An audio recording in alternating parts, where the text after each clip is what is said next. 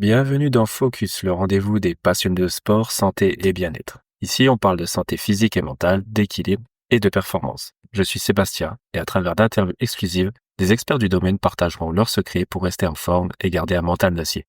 Plongez dans leur quotidien, découvrez leurs défis et leurs sacrifices.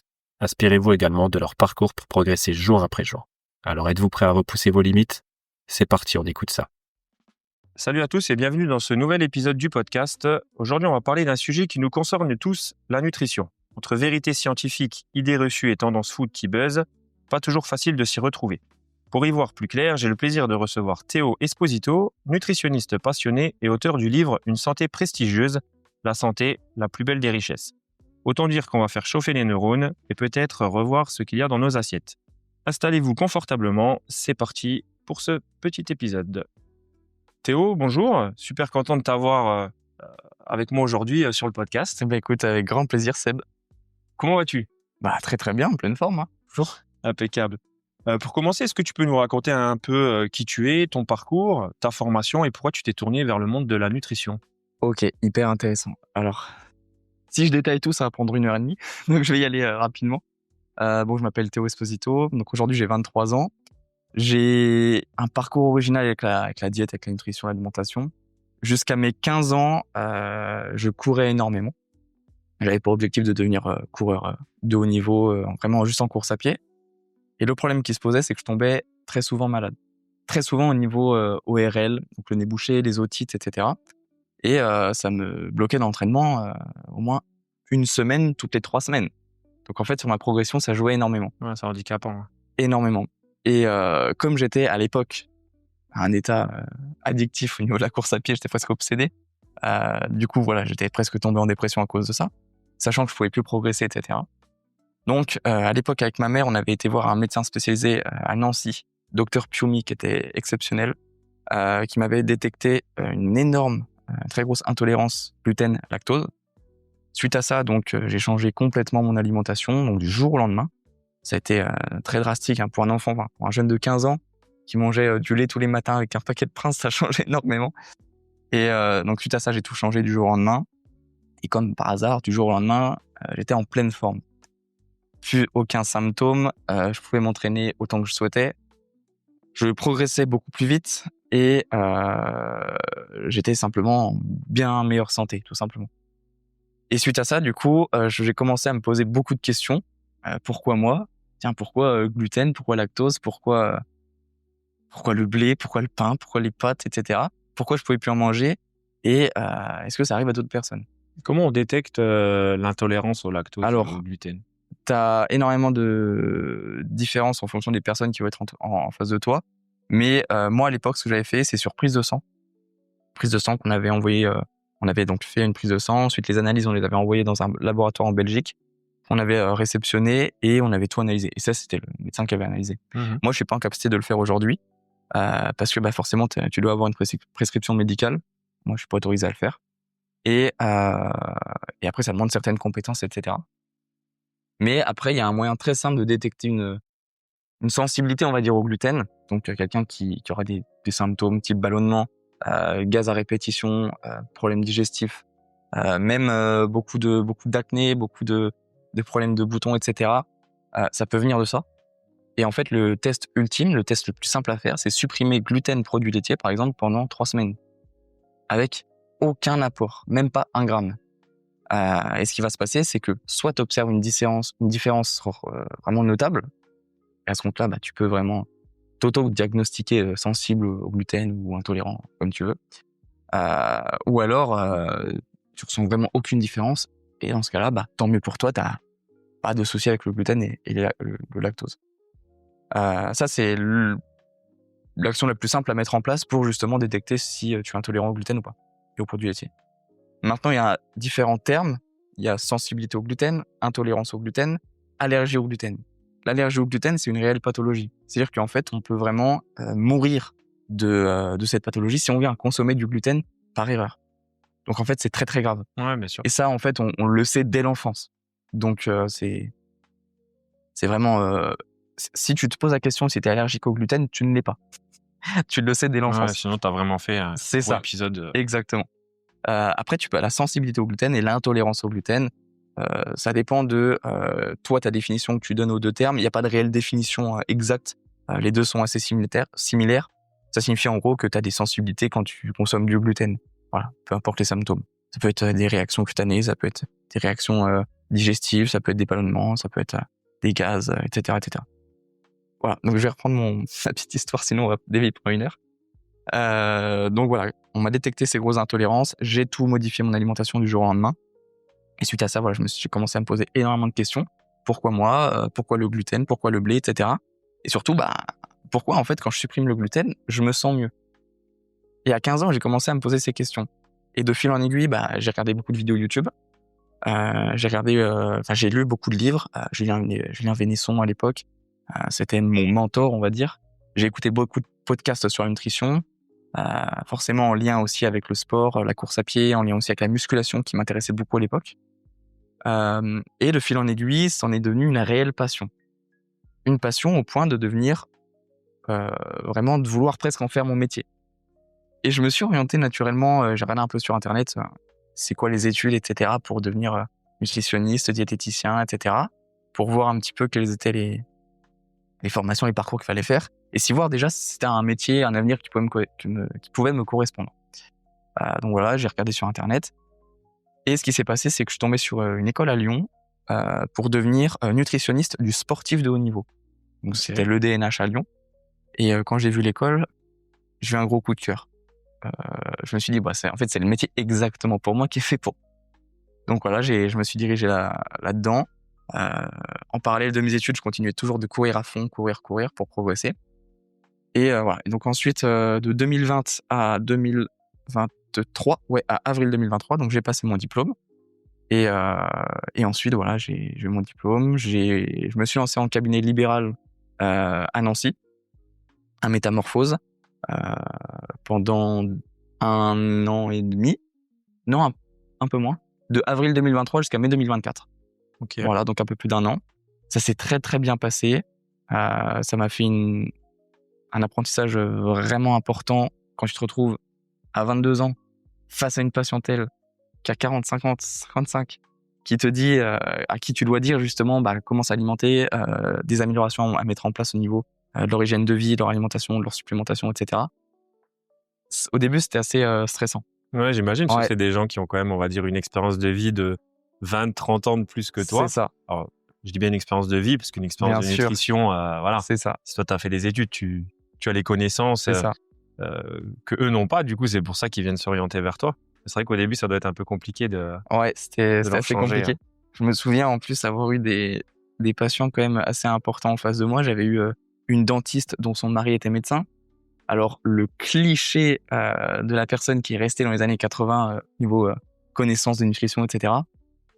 Donc, c'était vraiment enrichissant pour moi. Je regarde un super souvenir. J'avais eu des personnes vraiment enrichissantes, quoi. Et ensuite, j'ai arrêté le cabinet en mai 2024 pour une simple et bonne raison qui est que le cabinet, c'est très enrichissant, mais c'est pas du tout ce que je souhaite pour moi perso. Et c'est pas le métier que je vois assis sur une chaise en face de la personne tous les jours à enchaîner les patients. Et surtout, je me donne pas à 100% avec le patient puisqu'on se voit une fois tous les 1 mois et demi, 2 mois. Et c'est ce qui m'a amené à partir de mai 2024 à créer mon propre accompagnement, Nutrimincer Pro, qui va permettre justement à chaque personne qui le rejoint d'aller assurer à 100% l'obtention de leurs résultats en perte de graisse. Puisqu'après, je me suis dirigé vers la perte de graisse exclusivement. Et le cabinet, voilà, en fait, quand on se voit une fois par semaine, une fois par mois, pardon, une fois par mois, une fois tous les 1 mois et demi, une fois tous les 2 mois, la personne, elle vient en face de moi, elle est très motivée, on a une très bonne discussion, on a un très bon échange, je lui partage de très bons conseils, un très bon plan alimentaire, voilà, une nouvelle supplémentation si besoin, si nécessaire, etc. Elle est très motivée, elle rentre chez elle, elle suit le plan. Mais si par exemple, au bout de 2 jours après, elle a une contrainte de vie, elle a un imprévu, elle a une remarque assez négative d'un de ses proches qui va peut-être la remettre en question, etc. Elle est toute seule. Il n'y a personne pour Il l'accompagner. n'y a personne. Et on se revoit dans 1 mois ou 1 mois et demi. Et au bout de 3 jours, en fait, elle a arrêté, elle a repris ses mauvaises habitudes. Et on se revoit dans 1 mois et demi, pardon. Quelles ont été les améliorations? Il n'y en a aucune. Et ça, en cabinet, c'est ce que j'ai remarqué. En toute honnêteté, presque 3 cas sur 4. C'est énorme. Non pas que le travail est mal fait, non pas que le plan alimentaire n'est pas adapté, non pas que la personne n'est pas du tout motivée, hein. Bien au contraire, elle est très motivée. Mais en fait, c'est juste physiologique, c'est juste humain. Si t'as pas un suivi rigoureux derrière, si t'as pas des petits boosts motivationnels, etc., forcément, tu vas retourner dans tes mauvaises habitudes, etc. C'est des schémas classiques, c'est des schémas en fait qui sont tellement ancrés qu'ils vont forcément reprendre le dessus sur les nouveaux que tu essaies de mettre en place. Et comme la motivation, on ne peut jamais se baser dessus, parce que c'est uniquement une émotion c'est éphémère, Bien sûr. tu vas forcément avoir un moment où tu seras plus motivé. Ça peut être au bout d'un jour, 2 jours, 3 jours, 4 jours, 5 jours, une semaine, mais à un moment, ça va arriver. Tu vas te lever un matin, je veux reprendre mes tartines habituelles, tu vois. Et là, va falloir trouver une solution. Et la meilleure solution que j'ai trouvée, c'est le suivi. Le suivi avec un professionnel de santé, peu importe, que ce soit moi, que ce soit un autre, un expert en perte de graisse, un expert dans l'objectif de la personne précisément. C'est le suivi, avoir un soutien quotidien, ne jamais être seul. Et ça change tout. Ne jamais être seul, avoir un réel suivi, avoir un contact régulier, avoir une présence régulière et surtout avoir un rendez-vous hebdomadaire. Ça, c'est ce qui change tout. Et c'est ce que je mets en place aujourd'hui dans mon accompagnement, avec un plan alimentaire par semaine, un rendez-vous hebdomadaire, avec le contact WhatsApp quotidien pour subvenir aux besoins de la personne, etc. Et depuis que j'ai mis en place ça, alors à l'inverse du cabinet où on avait 3 cas sur 4 qui ne suivaient pas 100%, là j'ai 100% de réussite depuis mai 2024. Ça, c'est une énorme fierté pour moi, parce qu'en fait, je me donne à 100% dans mes suivis, et c'est ce qui va me permettre d'être le plus fier et surtout d'aider les personnes, quoi. Quand la personne, elle vient, je suis presque sûr qu'elle va repartir avec son objectif atteint. Et ça, c'est ce qui me rend le plus fier, parce qu'en cabinet, quand la personne venait, et qu'en fait, tu as 5-6 personnes avant qui, tu sais, n'ont pas suivi, n'ont pas réussi, ont été démotivées, quand elle vient en face de toi, tu te dis, ça se trouve, ça va être encore pareil, et c'est assez démotivant. Ouais, même toi aussi, ça te Ouais, démotive du coup. exactement, Ouais, je complètement. comprends, hein.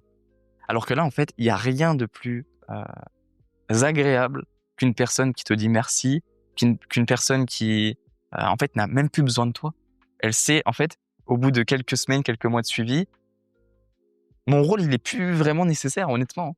Et toi, tu donnes les armes, et C'est après, ça. c'est à eux d'aller au combat, je dis toujours.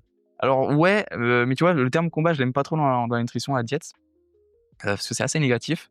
Une perte de graisse, quand elle est bien faite, t'as pas besoin d'aller au combat. L'objectif, c'est d'aller justement trouver les meilleures solutions alimentaires, hygiène de vie, activité, mouvement, sport, etc., pour permettre à la personne d'atteindre son objectif de perte de poids en fournissant le moins d'efforts possible. Parce que si elle doit se battre, aller au combat, entre guillemets, je reprends ton expression, ça veut dire qu'elle doit vraiment changer ses habitudes, qu'elle doit fournir des efforts, etc. Et si ces efforts sont trop pénibles à tenir, elle pourra pas tenir son poids sur 1 an, 2 ans, 10 ans, 15 ans, etc.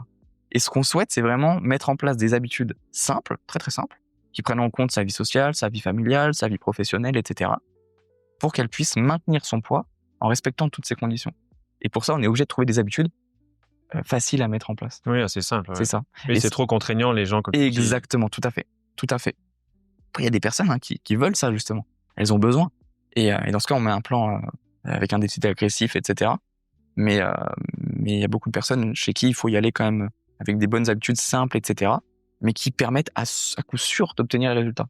Et ce que je dis toujours, c'est que le plan alimentaire idéal, pour ceux qui savent pas et qui nous écoutent, c'est tout simplement comme un plan d'entraînement, mais au niveau alimentaire. Donc ça va être, ce matin tu consommes ça, à midi tu consommes ça, ce soir tu consommes ça au dîner, en collation tu peux consommer ça, en supplémentation tu consommes ça et ça. Et c'est vraiment individualisé, propre à chaque personne. Aucun plan alimentaire est identique. C'est impossible. Chacun a des besoins physiologiques différents, chaque personne a des envies différentes, chaque personne a des aliments qu'elle apprécie qui sont différents des autres, etc., etc. Et tout ça, c'est vraiment à prendre en compte. Et ce que je disais, c'est que le plan alimentaire idéal, c'est jamais celui qui est idéal sur le papier. C'est toujours celui qui est idéal. Le plan alimentaire idéal, c'est celui qui va permettre à la personne d'obtenir son objectif, à coup sûr. Ça peut être un plan alimentaire qui inclut, je sais n'importe quoi, une tartine de Nutella le matin. Mais si ça permet à la personne de ne pas craquer sur 3 pots de Nutella le dimanche, eh ben ouais, il faut l'inclure. Ouais, bien sûr, il vaut C'est mieux ça. tous les jours un petit peu de plaisir que Exactement. un gros plaisir qui Exactement. va tout casser. Exactement. Et ça, en fait, les gens ne le comprennent pas. Dans la tête de la plupart des personnes, mais c'est normal, hein, c'est juste quand on ne connaît pas, on peut avoir cette appréhension. C'est soit tout blanc, soit tout noir. Et jamais de la vie. Ouais, on n'est pas formé, on n'a pas de connaissances tout. dessus. Ouais. Pas du C'est tout. sûr Pas du que tout. moi, quand j'avais entamé ma perte de poids, tous les jours, je mangeais du chocolat. Exactement. Tous les jours. Voilà. Et Donc, t'as réussi. bien sûr, Bah, évidemment. bien sûr.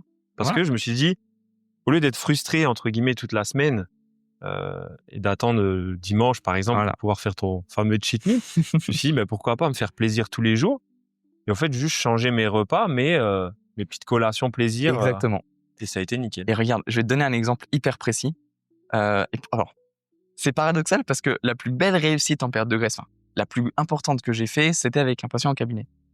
Mais c'était un suivi sur 3 mois, on se voyait une fois par mois. Donc, il était régulier sur les 3 mois, c'est déjà bien. Et en fait, cette personne, donc il était jeune, il avait 23 ans, et il a perdu 25 kilos. Bon, pour rassurer ceux qui nous écoutent, c'est exceptionnel comme situation. Tout le monde ne peut absolument pas faire ça. Et cette personne était en situation d'obésité. Je dis pas que c'est plus facile, mais je dis que forcément, la perte de graisse se fait plus naturellement. Dès que tu mets des bonnes habitudes en place. Donc, il a perdu 25 kilos. Et dans sa situation, on a conservé dans son plan alimentaire du Monster quotidiennement. Alors, du Monster 0, on est passé dessus. Et du Nutella, mais alors je sais plus c'était sous quelle forme. En fait, on y a été progressivement. Je sais plus, je vais pas dire de bêtises. Mais en fait, il consommait du Nutella tous les matins. Et en fait, on est passé de un certain nombre de tartines, ses habitudes classiques. On a juste divisé par 2 la portion de tartines Nutella qu'il consommait tous les matins pendant 2 semaines. On a toujours conservé cet apport en Nutella. Mais on a divisé par 2 les apports énergétiques. Mais il a toujours son plaisir au niveau du goût, au niveau gustatif. Et c'est moins difficile de se dire, je divise juste par 2 mes tartines Nutella, plutôt que se dire, j'arrête mes tartines Nutella, je prends une pomme, 15 grammes de noix de cajou, 2 œufs. Il va péter un câble. Ouais, bien sûr, c'est pas Vraiment. du tout la même. Là. Pas du tout. On a divisé par 2 le tartine Nutella. Au bout de 2 semaines, on s'est contacté par message. Et je lui avais dit, OK, est-ce que tu te sens capable, là maintenant, on teste. Ça vaut le coup de tester. Si ça va pas, on On rediminue. revient comme avant. Voilà. Ouais. Mais on teste. On divise par 2 encore. OK. Il teste, machin, ça passe très bien. Au bout de 2 semaines, donc au total 1 mois après le début du plan alimentaire, je lui dis comment tu te sens, etc. C'était la première fois qu'on se revoyait en plus. Comment tu te sens, etc. Ça va, etc. Bon, il avait déjà perdu beaucoup de kilos. Je crois qu'il était à premier mois plus de 8, c'était énorme. Et à partir de là, je lui dis, est-ce que tu te sens capable de prendre ces tartines Nutella, qu'on avait divisé par 4 quasiment en tout, une fois tous les 2 jours. Tu l'as toujours, on ne supprime pas, mais une fois tous les 2 jours. OK, on teste. Et encore une fois, on teste. Si ça va pas, on viendra trouver une solution. Une fois tous les 2 jours, et c'est passé nickel. Donc, au final, et ensuite on a continué comme ça, on n'a pas diminué encore. Et au final, ce qui s'est passé, c'est qu'on est passé, admettons, de 4 fois 8 tartines Nutella, non 4 fois 7, 4 tartines Nutella par jour, on va dire. Donc 4 fois 7, 28 tartines Nutella par semaine. On divise par 2, on passe à 14. On divise par 2, on passe à 7. Et ensuite, on passe à 1 toutes les 2 jours. On est passé de 28 tartines Nutella. 4 semaines après, 3 à 4 tartines Nutella par semaine. La différence, elle est colossale, elle est énorme. Et les 3-4 tartines de Nutella qui restent, c'est insignifiant, honnêtement. Donc en fait, on les a conservées. Et derrière, la perte de graisse, elle a suivi. Parce que bon, il y avait aussi le déjeuner, le dîner, le mouvement, le sport, etc., la supplémentation. Mais voilà. On a toujours conservé son Nutella. On a toujours conservé son Monster 0 qui lui a fait énormément de bien.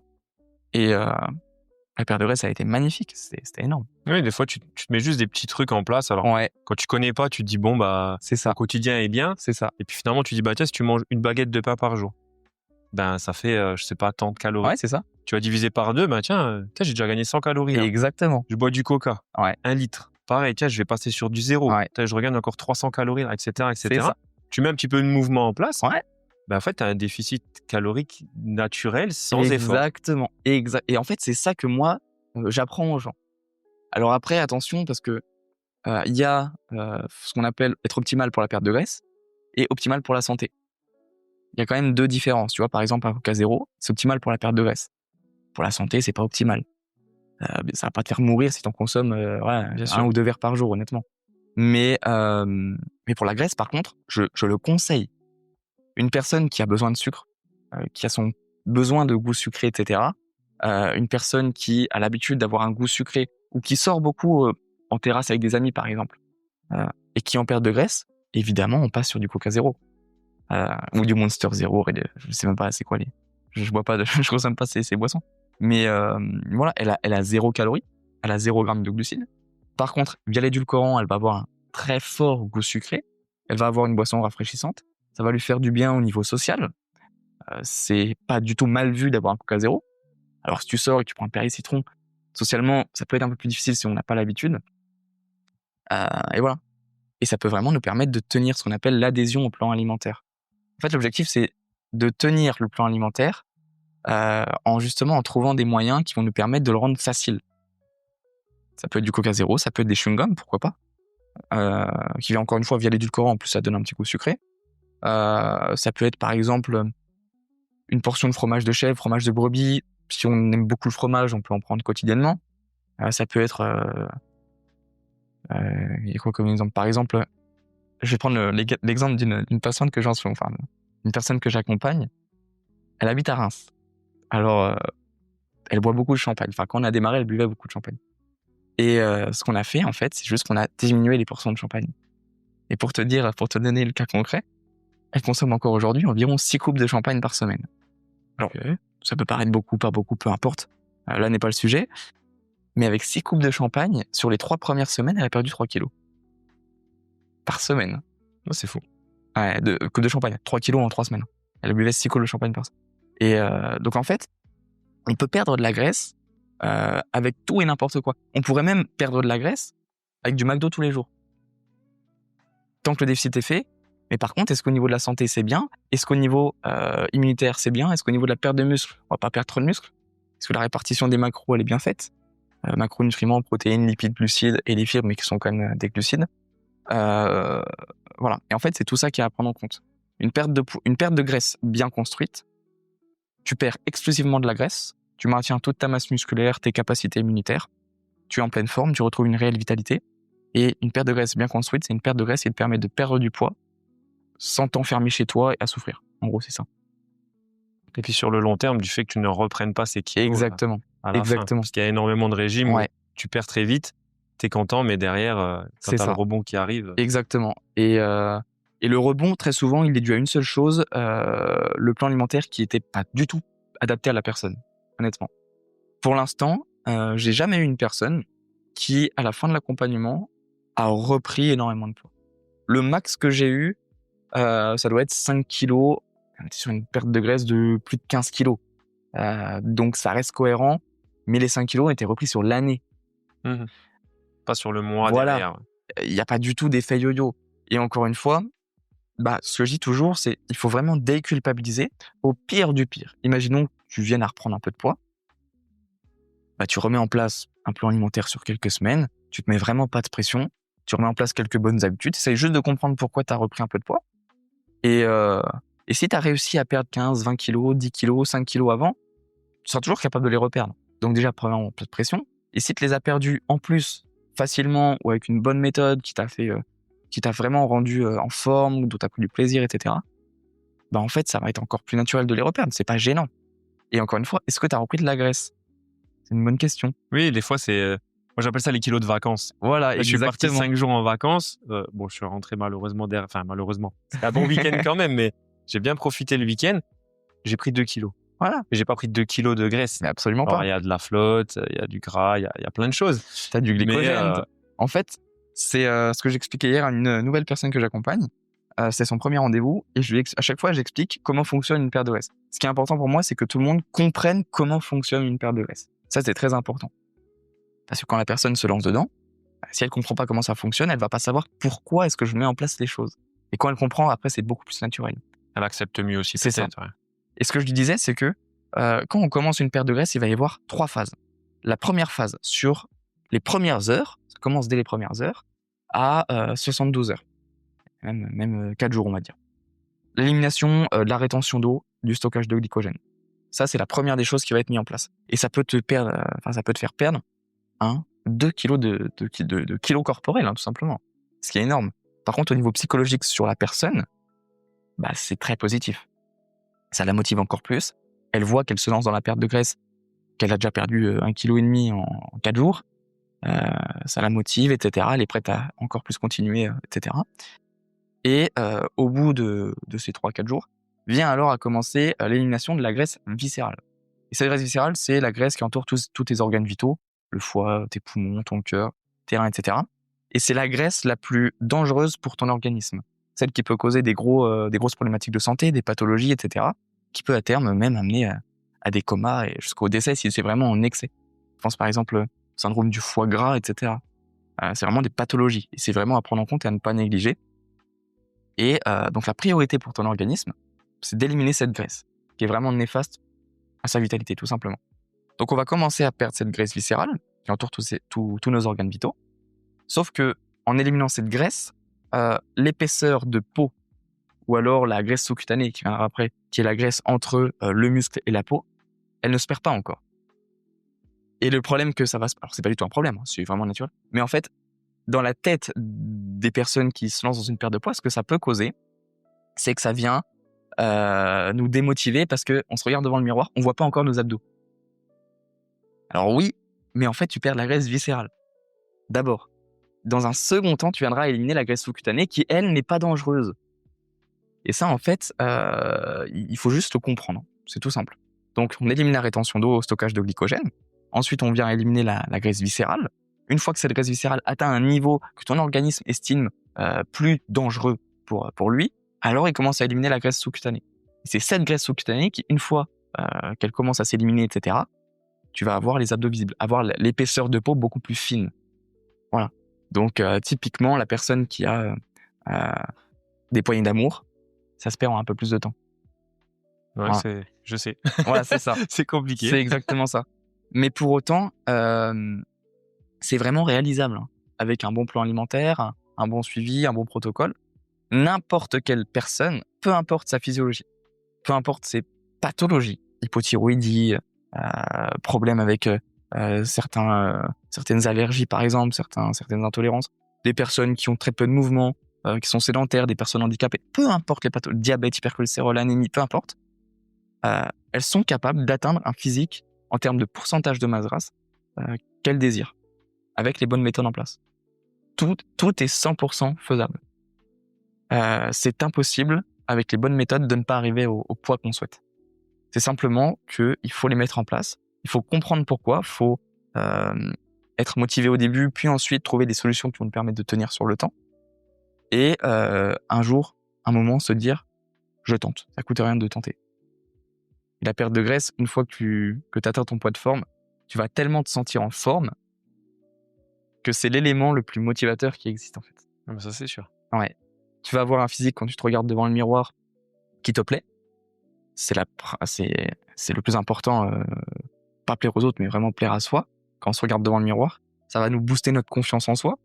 Ça va nous permettre d'être beaucoup plus à l'aise en public, peut-être de prendre la parole pour le travail, peut-être si on a un travail en extérieur, etc., d'être un peu plus à l'aise, d'oser se mettre en t-shirt, par exemple. Il y en a beaucoup qui n'osent pas. Si on est à la plage en vacances, juste de profiter simplement des vacances.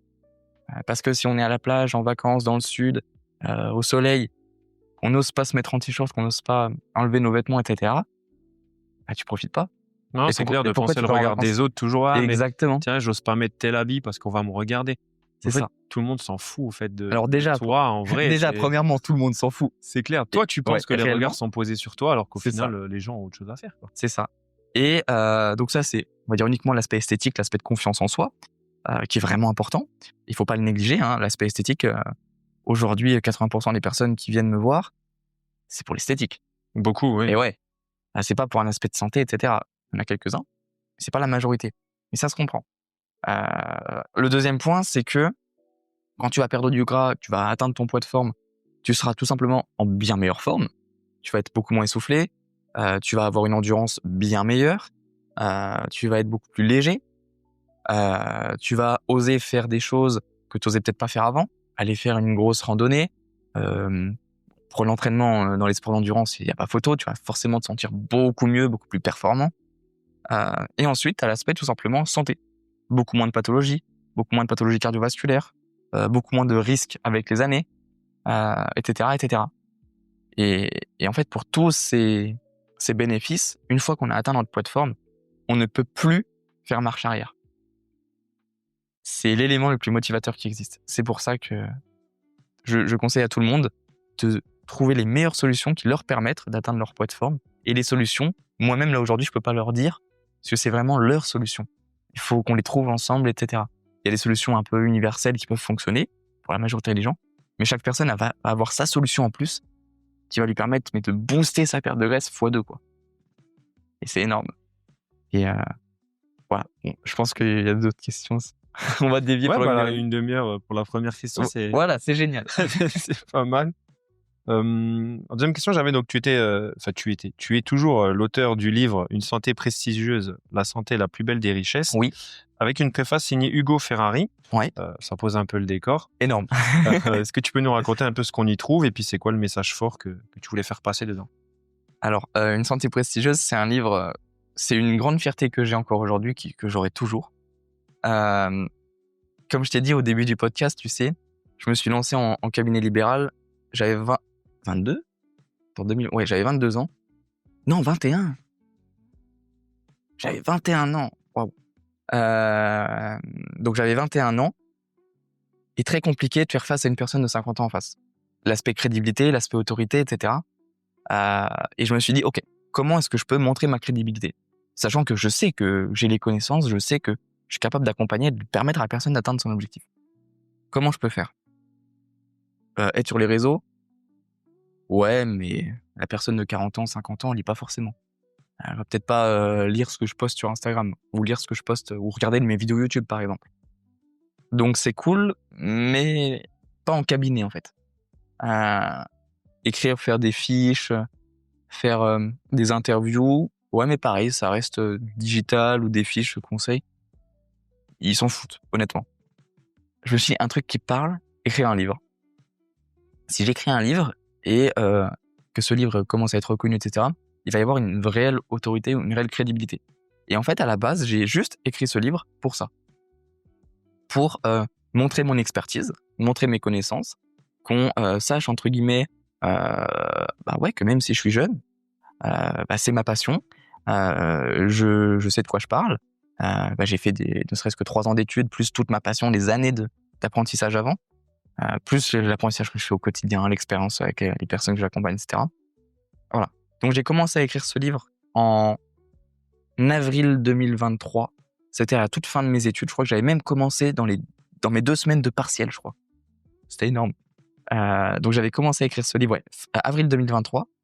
Et j'ai mis un peu tous les sujets qui me venaient en tête, des sujets qui étaient importants pour moi, que ce soit sur des sujets diététiques, sur des sujets de physiologique, de santé, etc., grâce à la diététique, grâce à la nutrition.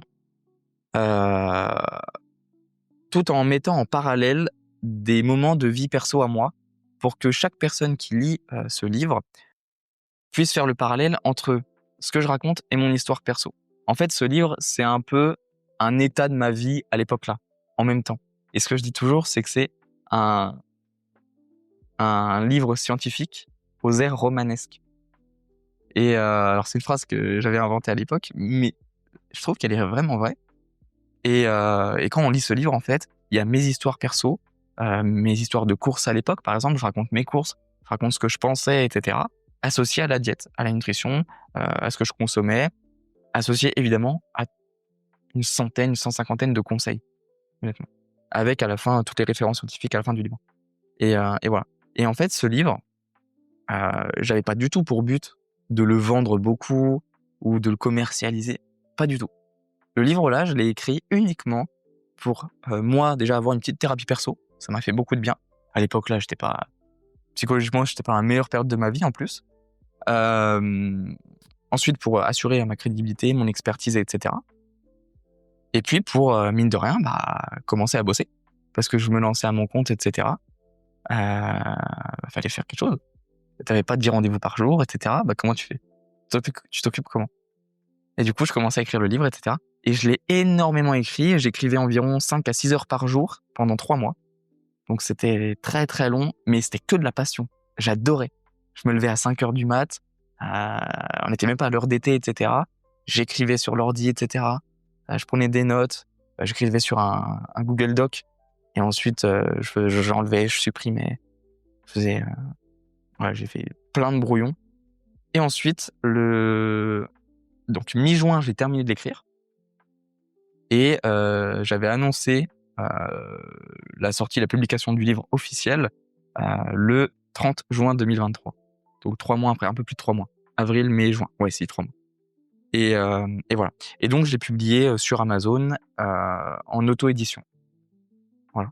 Et j'avais été voir des librairies aussi, que ce soit les Fnac, le Hall du Livre à Nancy, etc. Mais personne n'a accepté de le prendre. Il n'y avait pas de marketing, il n'y avait rien, ils ne voulaient pas le vendre. Non, je rigole. En gros, quand c'était des livres en auto-édition, ils prennent pas. Oui, du coup, ils voulaient de la garantie avec une grosse maison d'édition derrière C'est ça. où ils vont pouvoir être sûrs de vendre, entre guillemets. C'est ça. Et voilà. Mais dans tous les cas, je m'en fichais un peu. L'objectif, c'est pas du tout de vendre ce livre. Mais voilà. Et pour moi, c'était important d'avoir une préface écrite par un auteur. Ça a assuré encore plus la crédibilité du livre, tout simplement. Et j'ai direct pensé à Hugo parce que quand j'étais dans mes années course à pied de passion presque obsessive, j'aimais beaucoup ce que proposait Hugo, que ce soit ses podcasts, que ce soit le contenu qu'il proposait, l'humour qu'il partageait, sa vision un petit peu de la nutrition. Il m'a beaucoup partagé aussi un petit peu sa passion pour la nutrition aussi, du sport, de la course à pied surtout, et sa vision de voir les choses. Il m'a recommandé beaucoup de livres, etc., que j'ai lus, etc., donc ça a encore plus augmenté ma passion. Et pour moi, c'était vraiment naturel de penser à lui, surtout que tout ce qu'il y a dans le livre, c'est aussi ce qu'il pensait. Voilà. Donc je l'ai contacté, il m'a direct répondu, on s'est appelé, et puis il a écrit la préface, je l'ai inclus directement dans le livre, et puis voilà. Voilà, c'était un grand honneur pour moi de l'avoir en préface. Ouais, surtout en plus avec le beau palmarès qu'il a. Hein. Ah, c'est énorme, c'est énorme.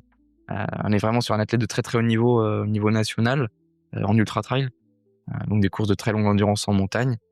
Et ouais, c'était magnifique, j'étais très très fier. Ah bah, tu peux. Concrètement, c'est quoi un peu le quotidien d'un nutritionniste et surtout, quelle est la différence entre toi et un diététicien? Énorme. Alors cette question, on la pose tout le temps. Bon, on va commencer. En fait, un diététicien, un nutritionniste, c'est exactement la même chose. C'est exactement pareil en termes de métier, on va dire. À la seule différence notable que un diététicien, il a passé... En fait, c'est juste une différence de diplôme. Mais c'est les mêmes métiers, en fait. C'est en France, il n'y a pas des trucs... c'est comme ça. Un diététicien, en fait, il a passé le BTS diététique. Un nutritionniste, il a passé un bachelor en diététique et nutrition. C'est pareil. Voilà, c'est la seule différence, mais en soi, c'est la même chose.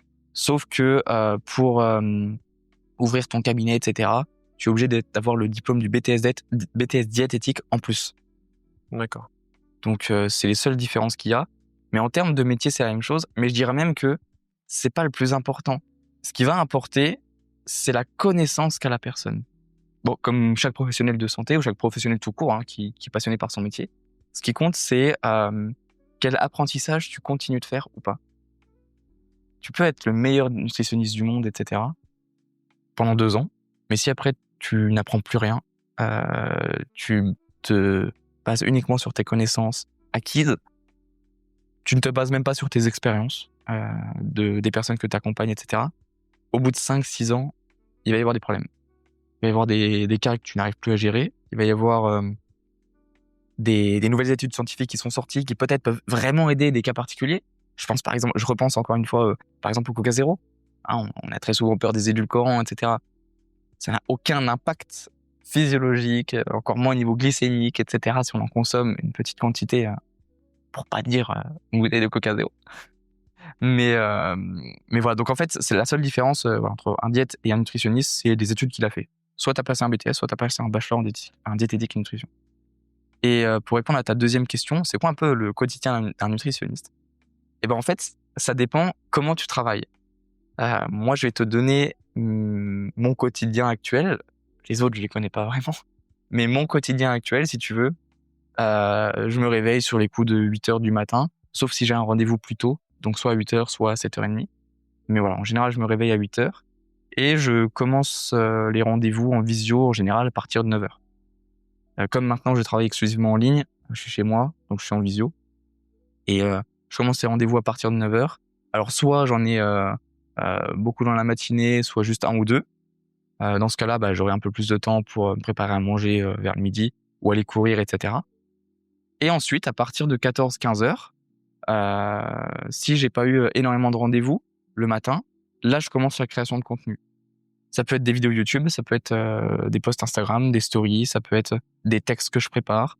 Voilà, et ça va me prendre environ au moins 2 heures. Si je tourne des vidéos YouTube, ça va prendre au moins 3 heures. Euh, voilà, donc ça va être ça jusqu'à la fin de journée à peu près, et un jour sur deux. Et le jour où je crée pas de contenu, où je travaille pas sur la recherche ou même simplement sur des études PubMed, etc., de la recherche scientifique simplement pour juste apprendre quoi. L'autre jour, ça va être le travail sur les personnes que j'accompagne. Parce qu'il y a le travail en rendez-vous, le rendez-vous de suivi, etc., mais aussi le travail en dehors du rendez-vous. Le travail en dehors du rendez-vous, ça va être par exemple retravailler son plan alimentaire, personnellement à la personne, retravailler sa supplémentation, réanalyser un petit peu son évolution corporelle, ses pesées, etc., trouver les meilleures solutions. Peut-être que telle supplémentation, au final, vaut plutôt la remplacer par celle-ci parce que ça fait 2 mois et demi qu'elle a eu les effets qu'elle désirait, et que maintenant c'est moins nécessaire, etc., etc. Et en fait, tout ça, c'est vraiment que du jour au jour. Voilà. Ma routine, pour faire très simple, c'est rendez-vous le matin, je vais courir à midi, plus je mange, création de contenu l'après-midi, ou alors travail sur le cas spécifique des personnes que j'ai en accompagnement. Et le soir, en général, ça arrive même très souvent, j'ai de nouveau des rendez-vous. Parce que, mine de rien, les personnes travaillent la journée. Et très souvent, j'ai des rendez-vous à partir de 5h, 5, 6, 7, 8. Des fois, j'en ai même à 9h. Oui, tu t'adaptes vraiment par rapport. Ouais. Regarde l'horloge, en plus, il est 9h. Ah non, elle marche pas l'horloge. Parce que Ouais. Ouais, du coup, on va rappeler un petit peu où on est. Donc, on est chez Sylvain, avec qui j'ai tourné le tout premier podcast, donc à la salle City Fitness à Metz. Et je le remercie d'ailleurs de nous prêter les locaux pour l'enregistrement du podcast. Et petit message pour lui, change les piles de l'horloge de ton bureau. Voilà, exactement. Non, mais on le remercie vraiment beaucoup. Est-ce que du coup, il y a un remboursement par la sécurité sociale pour les gens qui veulent Oui. se tourner vers toi? Ouais, alors j'en ai eu quelques-uns. Alors, plus aujourd'hui. Parce qu'aujourd'hui, du coup, je suis uniquement sur mes accompagnements. Je fais plus de consultation unique. Donc aujourd'hui, j'ai plus de remboursement. Quand j'étais en cabinet, j'en avais. Mais en fait, ça dépend vraiment de la sécurité sociale des personnes. Ça dépend de leur mutuelle, etc. Il y a des personnes qui ont pu se faire rembourser. Je pense qu'ils avaient une mutuelle spéciale. Et il y en a d'autres qui n'ont pas pu se faire rembourser. Voilà. On peut parler prix un peu pour savoir Ouais, accompagnement alors ma aujourd'hui? consultation à l'époque, c'était 120 € au cabinet, avec le plan alimentaire, la consultation et un appel téléphonique au bout d'un mois D'accord. de 15-20 minutes. Mmh. Et l'accompagnement au cabinet, c'était 400 € pour 4 mois. OK. Mais pareil, on se voyait une fois tous les mois et demi. Franchement, aujourd'hui, voilà, je suis vraiment fier d'avoir créé mon accompagnement en cabinet. Et puis même la mentalité des personnes en cabinet, elle est différente qu'en ligne. En cabinet, tu sais, il y a beaucoup l'aspect médical un peu. Mmh. Alors il y en a qui peuvent aimer. Moi, c'est pas ce que je préférais. T'avais cet aspect autoritaire, etc. Alors que moi, ce que j'aime beaucoup, c'est créer une relation profonde avec la personne que j'ai en face de moi. Alors même si c'est en ligne, qu'on se voit pas en physique, j'organise des rencontres, etc. quand même pour se voir. J'adore. C'est qu'au final, au bout de l'accompagnement, c'est pas un client, c'est pas un patient en fait. C'est une personne proche. Quand on se voit une fois par semaine pendant 3 mois, 6 mois ou 1 an, il y a une relation qui se crée. Ah mais bien sûr, ouais. Exactement.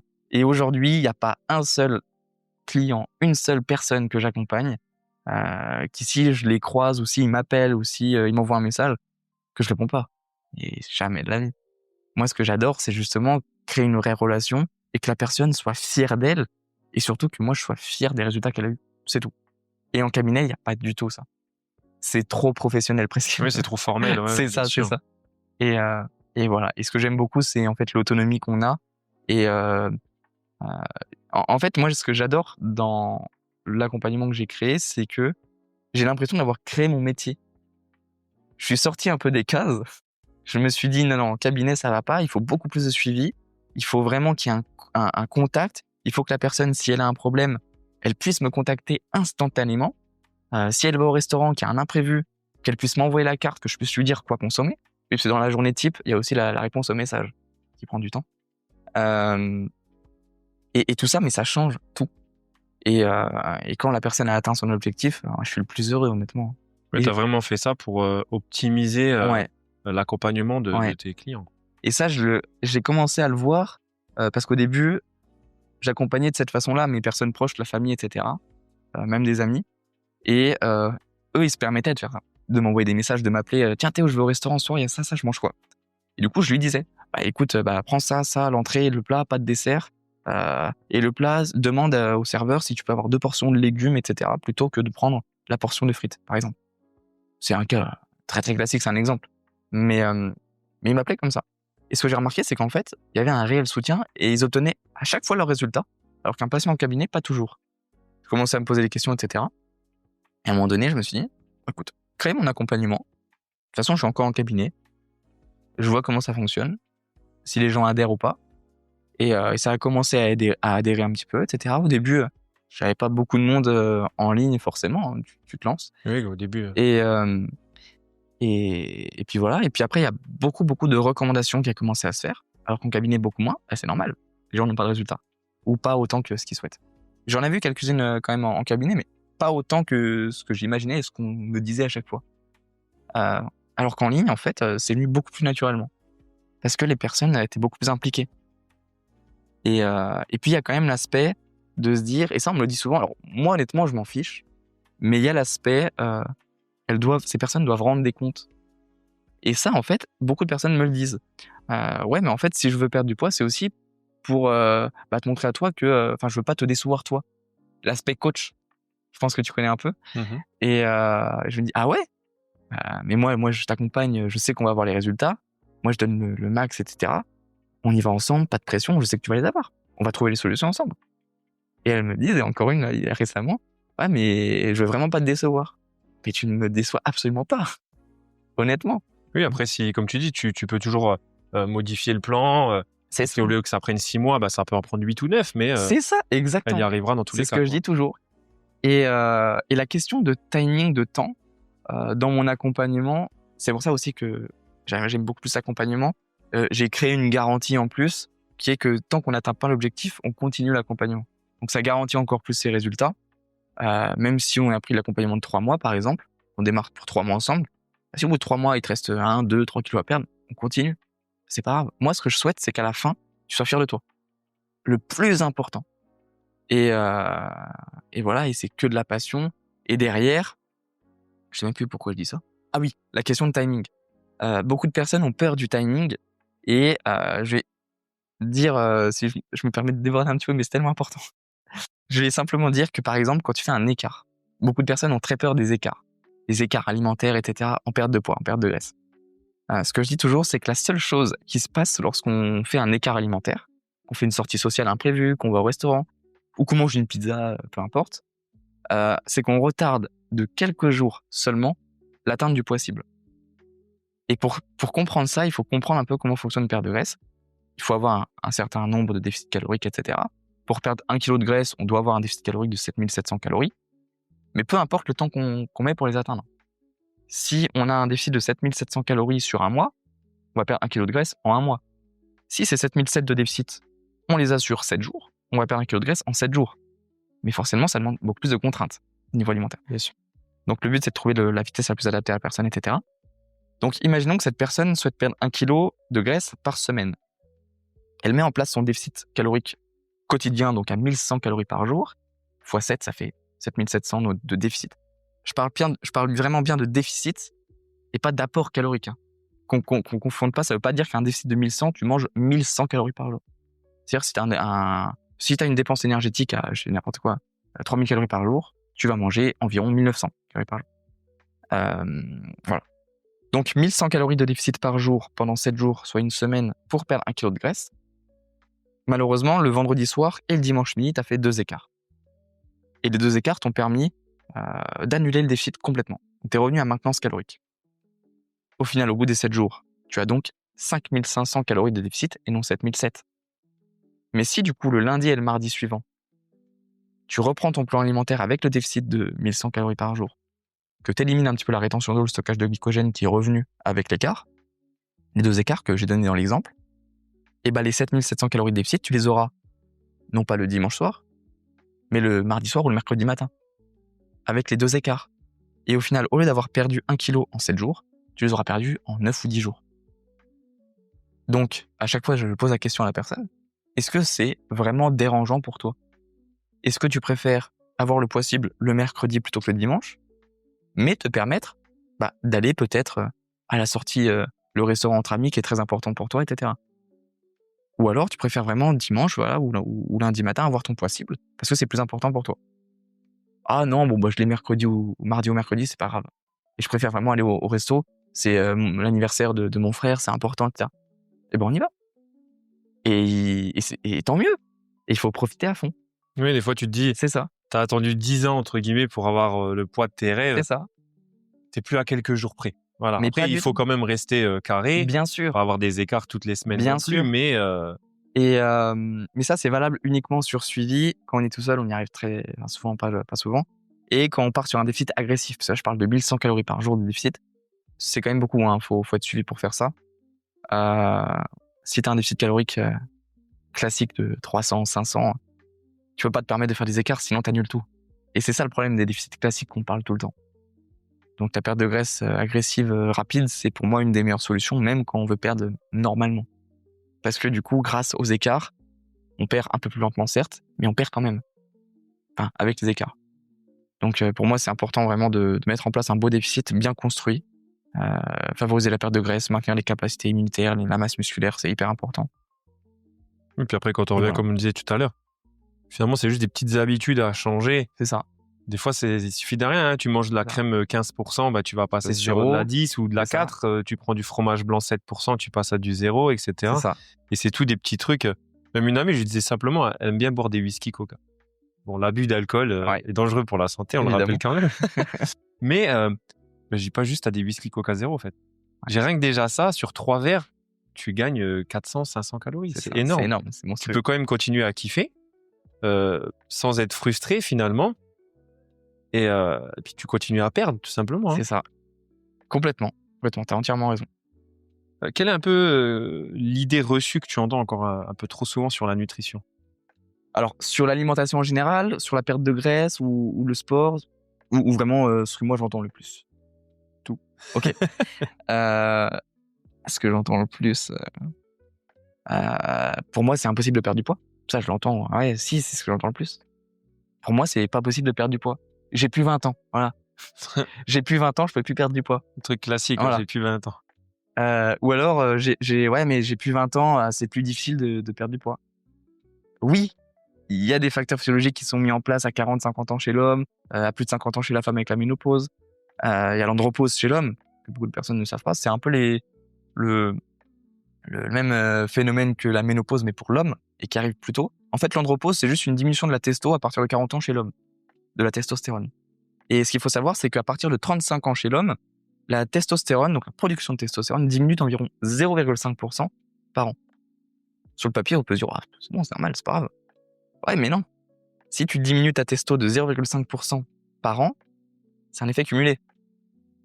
0,5 la première année, mais ensuite 0,5 l'année suivante, mais sur déjà diminué, etc., etc. Et tu arrives à 40, 45, 50, 55, 60, avec un taux de testostérone pas en forme, quoi. Et avec une bonne supplémentation, avec une bonne alimentation, on peut vraiment se permettre, avec une bonne activité sportive aussi, c'est important, de maintenir un niveau de testostérone le plus élevé possible chez l'homme jusqu'à 60, 70 ans. Et c'est énorme. Et le changement de vie qu'une personne peut avoir entre un niveau de testostérone élevé ou un niveau de testostérone bas à 50 ans, par exemple, la différence est colossale. Mais colossale. Ça va forcément améliorer, beaucoup plus faciliter, on va dire, le maintien d'une sangle abdominale esthétique pour juste l'aspect esthétique. Ça va faciliter l'élimination un petit peu des excès alimentaires. Ça va nous conserver motivés, on va avoir beaucoup plus de motivation. on va avoir beaucoup plus d'aspect masculin, de traits masculins, d'aspect virilité, etc., sans être dans des comportements mauvais, mais voilà, les termes masculins. On va toujours beaucoup plus progresser en sport. Si par exemple, on commence des sports d'endurance à 40-50 ans, on va beaucoup mieux récupérer. On va avoir moins besoin de temps de sommeil. On va mieux récupérer des écarts d'alcool festif. Le cliché du si je bois de l'alcool à 40 ans, j'ai 3 jours pour m'en remettre. Et ouais, mais non. Quand t'es full testo, tu mets 3 heures. tu mets 1 jour, quoi. Donc, c'est énormément d'effets positifs comme ça. Mais là, je t'en ai listé 5, mais il y en a des dizaines et des dizaines. Et surtout, le principal, la perte de graisse qui est beaucoup plus facile, ou alors le maintien de ton poids de forme facilement. Et juste ne serait-ce que par le mouvement. Quand tu as une meilleure testo, tu es beaucoup plus motivé au quotidien et tu fais du sport plus facilement. Donc forcément, tu te dépenses plus. Donc le déficit calorique ou le maintien calorique pour maintenir ton poids, il est beaucoup plus réalisable. Beaucoup plus facile. C'est ça. Donc en fait, la question, le mythe que j'entends le plus souvent, c'est ça en fait. Tu viens de me le faire reconnaître. J'avais jamais remarqué.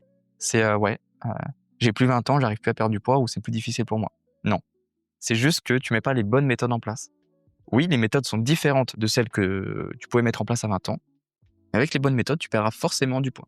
Une bonne supplémentation, une bonne régulation hormonale. À 40-50 ans, c'est quasiment que de la régulation hormonale pour reperdre du poids. Et ensuite, on met en place le bon déficit calorique et il va être tenu facilement. Donc c'est ça, juste mettre en place le bon protocole, une bonne supplémentation, retrouver un bon mouvement et ça va faire que tu vas reperdre du gras naturellement, sans effort. Et pour te donner un exemple, j'ai eu une femme l'année dernière qui a eu un cancer en 2017, qui avait 50 ans, c'était une femme, transition, ménopause, etc. Et en 3 mois, on a perdu 11 kilos. Alors que ça faisait des années, depuis 2017, qu'elle n'avait pas perdu de poids. Et pourtant, avec la bonne méthode en place, etc., elle a perdu 11 kilos en 3 mois. C'était merveilleux. Et moi, j'étais trop content pour elle. Elle était très fière, etc. Et voilà. Donc, en fait, tout est possible, honnêtement. Faut juste avoir la bonne méthode. C'est ça. Un homme, pour reprendre l'exemple d'un homme, j'en ai un en ce moment que j'accompagne, il est à moins 12 kilos en 17 semaines. Donc, c'est excellent. Il a plus de 50 ans aussi. Énorme phénomène d'andropause au niveau testostérone très faible, etc. Très peu de sommeil, des problématiques de sommeil, d'endormissement. Il consommait beaucoup d'alcool avant, le cliché du ventre à bière, le bide à bière. Et pourtant, on est quand même à moins 12 kilos en 17 semaines. Parce que juste, on met les bonnes méthodes en place.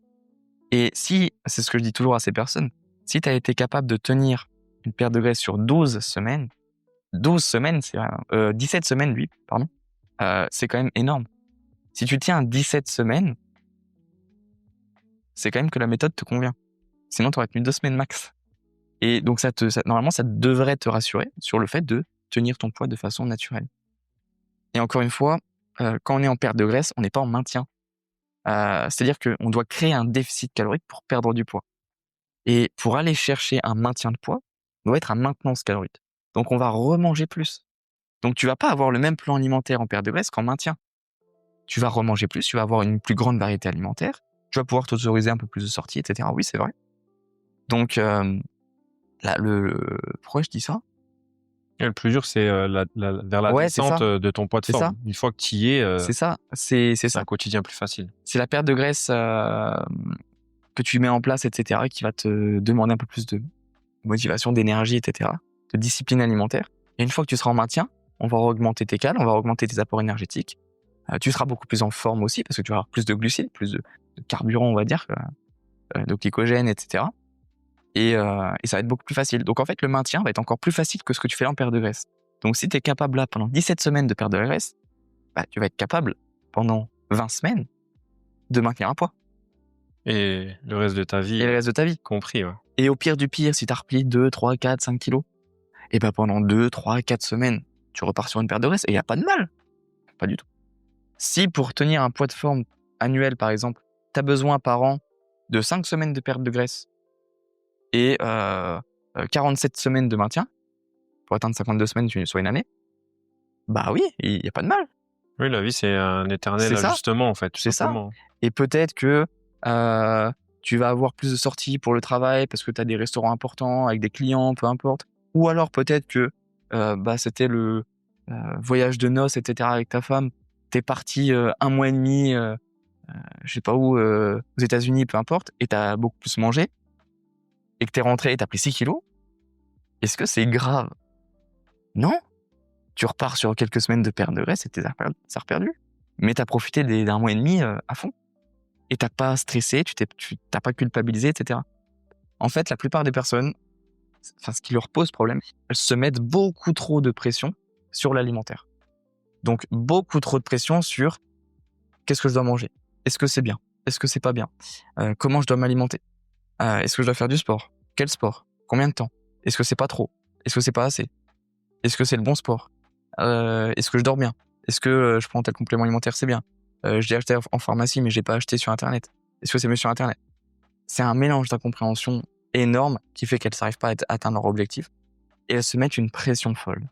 Et ce que je dis toujours, c'est que, bon, déjà, premièrement, c'est normal. Moi, j'étais pareil au début. Quand on se lance dans un objectif qu'on ne connaît pas forcément, c'est normal d'avoir une incompréhension, d'être même un peu stressé. Ce que je dis toujours, c'est on y va petit à petit. Si par exemple, tu ne te fais pas accompagner et que tu es tout seul et que tu as envie de faire les choses bien, modifie les choses petit à petit. Commence peut-être par modifier ton petit déjeuner, premièrement. Ensuite, commence peut-être par supprimer le coca par le remplacer par un Coca Zéro. Essaye de remplacer peut-être ce que tu manges entre les repas par juste une pomme et une petite poignée d'amandes. Peut-être que tu peux remplacer, je dis n'importe quoi, mais le fromage que tu manges en dessert par une petite portion de fromage de chèvre ou brebis. Peut-être que tu peux tu peux commencer. Et en fait, on commence comme ça. On commence pas par de la suppression, des restrictions, on commence par du remplacement. Et on y va petit à petit. Et si tu remarques qu'il y a un aliment en particulier qui est très important pour toi, ça peut être le carré de chocolat noir, ça peut être une tartine Nutella que ça fait 10 ans que tu en consommes, et du jour au lendemain, on va pas les supprimer. Ça peut être 1 ou 2 verres de vin rouge ou de champagne par semaine parce que ça fait 10 ans que tu en bois. Et supprimer, c'est trop dur pour toi. Il faut le prendre en compte. Conserve ça, joue sur d'autres aspects. Tu as forcément énormément d'aspects que tu peux supprimer. Tous les produits ultra transformés, industriels, les produits trop riches en glucides, trop riches en sucre, tous les jus de fruits, toutes les boissons sucrées, toutes les boissons alcoolisées, l'excès de produits gras, acides gras trans notamment, l'excès d'huile. Essaie de diminuer un peu ton huile, c'est un objectif de perte de graisse. Tu mets, au lieu de mettre 2-3 cuillères, t'en mets une, etc., etc. T'augmentes ton mouvement. Si tu as l'habitude de marcher 2-3 000 pas par jour, monte à 5 000, monte à 10 000, monte à 15 000. Si tu fais 2 séances de course à pied par semaine, essaie de passer à 3.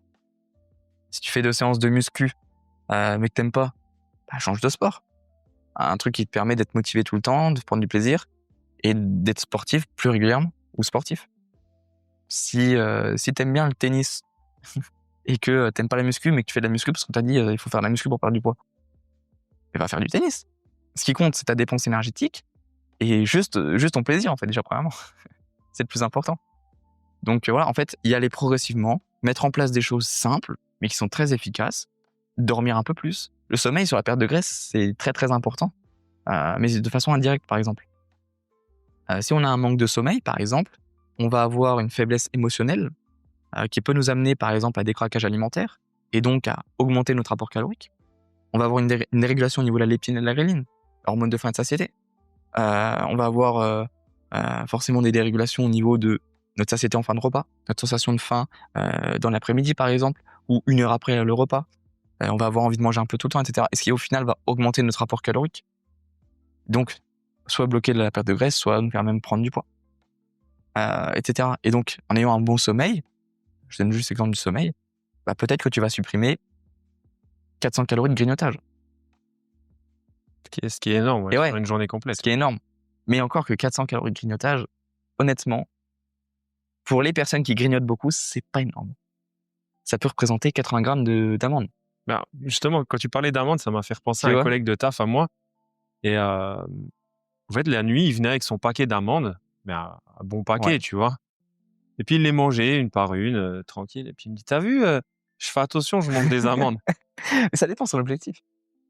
Bah, c'était un objectif de perte de poids. Aïe, aïe, aïe, aïe, aïe, erreur, Et du erreur coup, classique. j'ai dit, mais alors les amandes, c'est sain, certes, mais pas un paquet par nuit, quoi. C'est ça. Ça reste quand même des lipides, donc très calorique. Exactement. Ouais, bon, un peu Exactement. compliqué de le remettre. Ah, faut qu'ils comprennent, mais après, oui, c'est sûr que c'est pour ça que moi, je conseille toujours 15 grammes d'amandes. Alors, après, moi, pourquoi est-ce que je conseille les amandes? J'ai une technique. La consommation des amandes est particulière en perte de graisse. Ce que je vais te conseiller, ça va être d'avoir 2 grands verres d'eau avec une petite poignée d'amandes ou 15 grammes d'amandes. Et en fait, ce qui va se passer, c'est que, enfin, ma technique en tout cas, tu consommes une amande une par une amande, tu la mastiques, terminé. Et ensuite, tu bois 2 grandes gorgées d'eau. Très important. Et tu continues. Une amande, 2 grandes gorgées d'eau. Une amande, 2 grandes gorgées d'eau. Déjà, ça va te prendre un peu de temps avant de finir ta petite poignée d'amande. En plus, tu auras bu 2 grands verres d'eau. Et ce qui va se passer au niveau physiologique, c'est que les fibres solubles des amandes, mélangées à l'eau, vont gonfler dans l'estomac, atteindre les parois de l'estomac. Et en général, tu as un effet satiétogène avec juste une petite poignée d'amande sur 2 heures. Avec 10-15 grammes d'amandes. Et ça, c'est hyper intéressant. Et c'est pour ça que je peux conseiller des amandes dans une perte de poids chez certains cas. Mais si c'est pas contrôlé, si c'est pas fait de cette façon-là pour justement avoir un effet satiétogène, et qu'on vient consommer les amandes en apéro, pire des trucs. Ouais, tu les manges comme des C'est petits ça, bonbons, quoi. exactement. Tu en manges pas une par une, tu vas en manger 3-4 Exactement. par 3-4. Par exemple, si tu as envie de manger un aliment comme ça que tu, entre guillemets, tu pioches un petit peu, un aliment, comme un bonbon, ce que je vais te conseiller, ce qui est top, c'est les tomates cerises. Alors, ça peut faire drôle, ça veut dire, ah bon, tomates cerises. Mais en fait, les tomates cerises, j'adore conseiller ça parce que déjà, ça coûte pas cher. Ça dépend ce qu'on prend, mais il y a la fameuse boîte à 99 centimes que tout le monde connaît. On donnera pas la marque, mais Voilà. on la voit tous. Et ensuite, tu peux prendre une tomate cerise. Ça te prend un petit peu de temps à manger. Et la boîte, en général, je crois qu'elle fait 200 grammes. Tu vas avoir 40 calories. Alors que si tu prends la même portion en amande, t'es à 900 calories. Voilà. Donc juste, si tu as l'habitude de manger 100 grammes d'amandes et que tu veux perdre du poids, remplace les amandes par les tomates cerises. Tu auras un déficit par jour. Ouais, mais c'est fou, même C'est moi, ça. quoi. Du fait d'avoir remplacé quand même pas mal de choses, sur une journée, je peux manger facilement 2 kilos de nourriture. Ah bah oui, Ce qui est énorme. évidemment. C'est ça. Et perdre du poids encore, tu vois, Mais par bien exemple. sûr. Et il y en Mais a, ils bien vont sûr. manger 800 grammes, 900 grammes maximum. Et Exactement. putain, je comprends pas, je grossis. Ouais, mais comme tu dis, tu manges ton paquet d'amandes, bah, t'as 900 calories. Alors, t'as 200 grammes, hein. Et de l'autre côté, moi, je mange 200 grammes de tomates. C'est ça. Le poids est le même. Mais par contre, Et par contre, niveau calories, non. c'est hyper intéressant ce que tu dis. En fait, c'est ce qu'on appelle le volume alimentaire.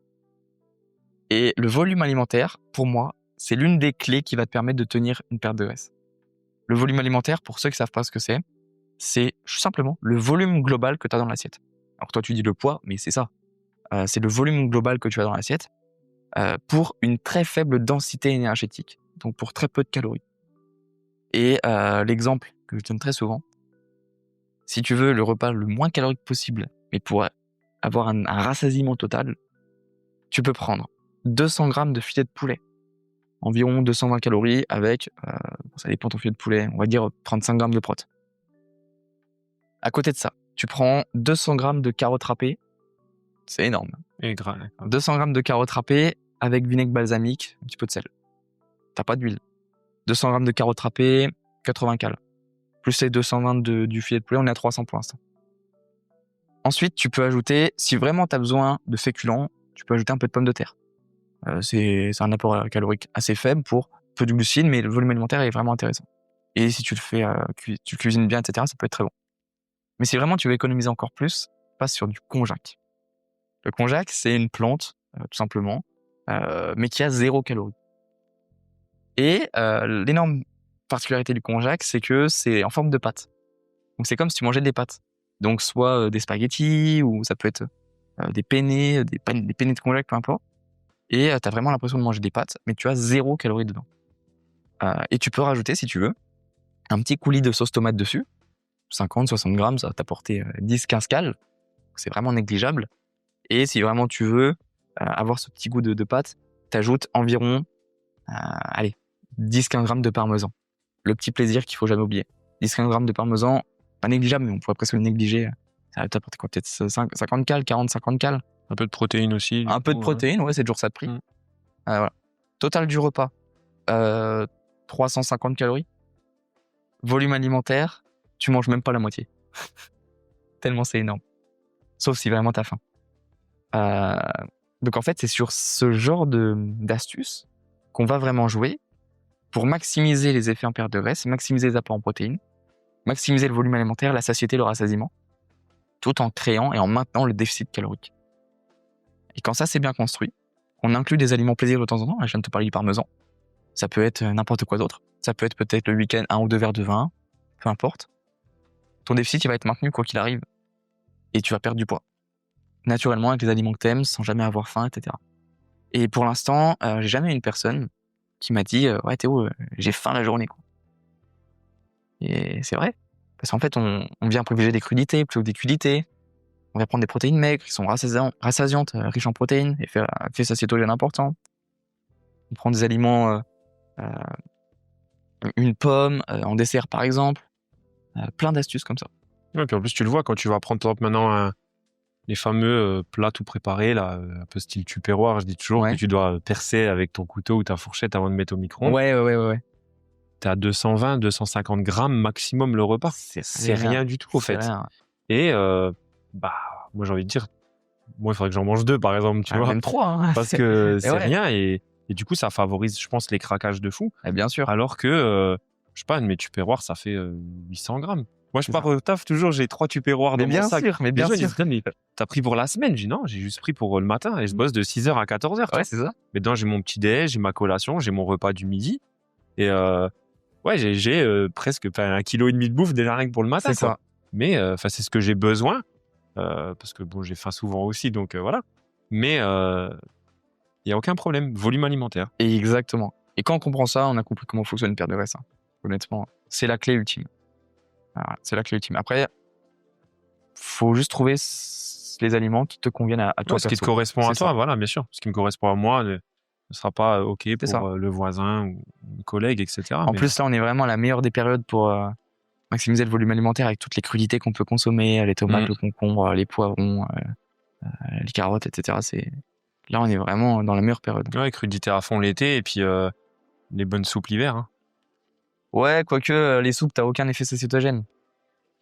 Quoique si tu manges une grosse soupe, ouais. Mais en fait, ça va dire quand tu manges un demi-litre de soupe. Oui, mais en fait, ça va te caler sur la demi-heure ou l'heure. Ouais, généralement les soupes, c'est le soir que tu les manges, on va dire.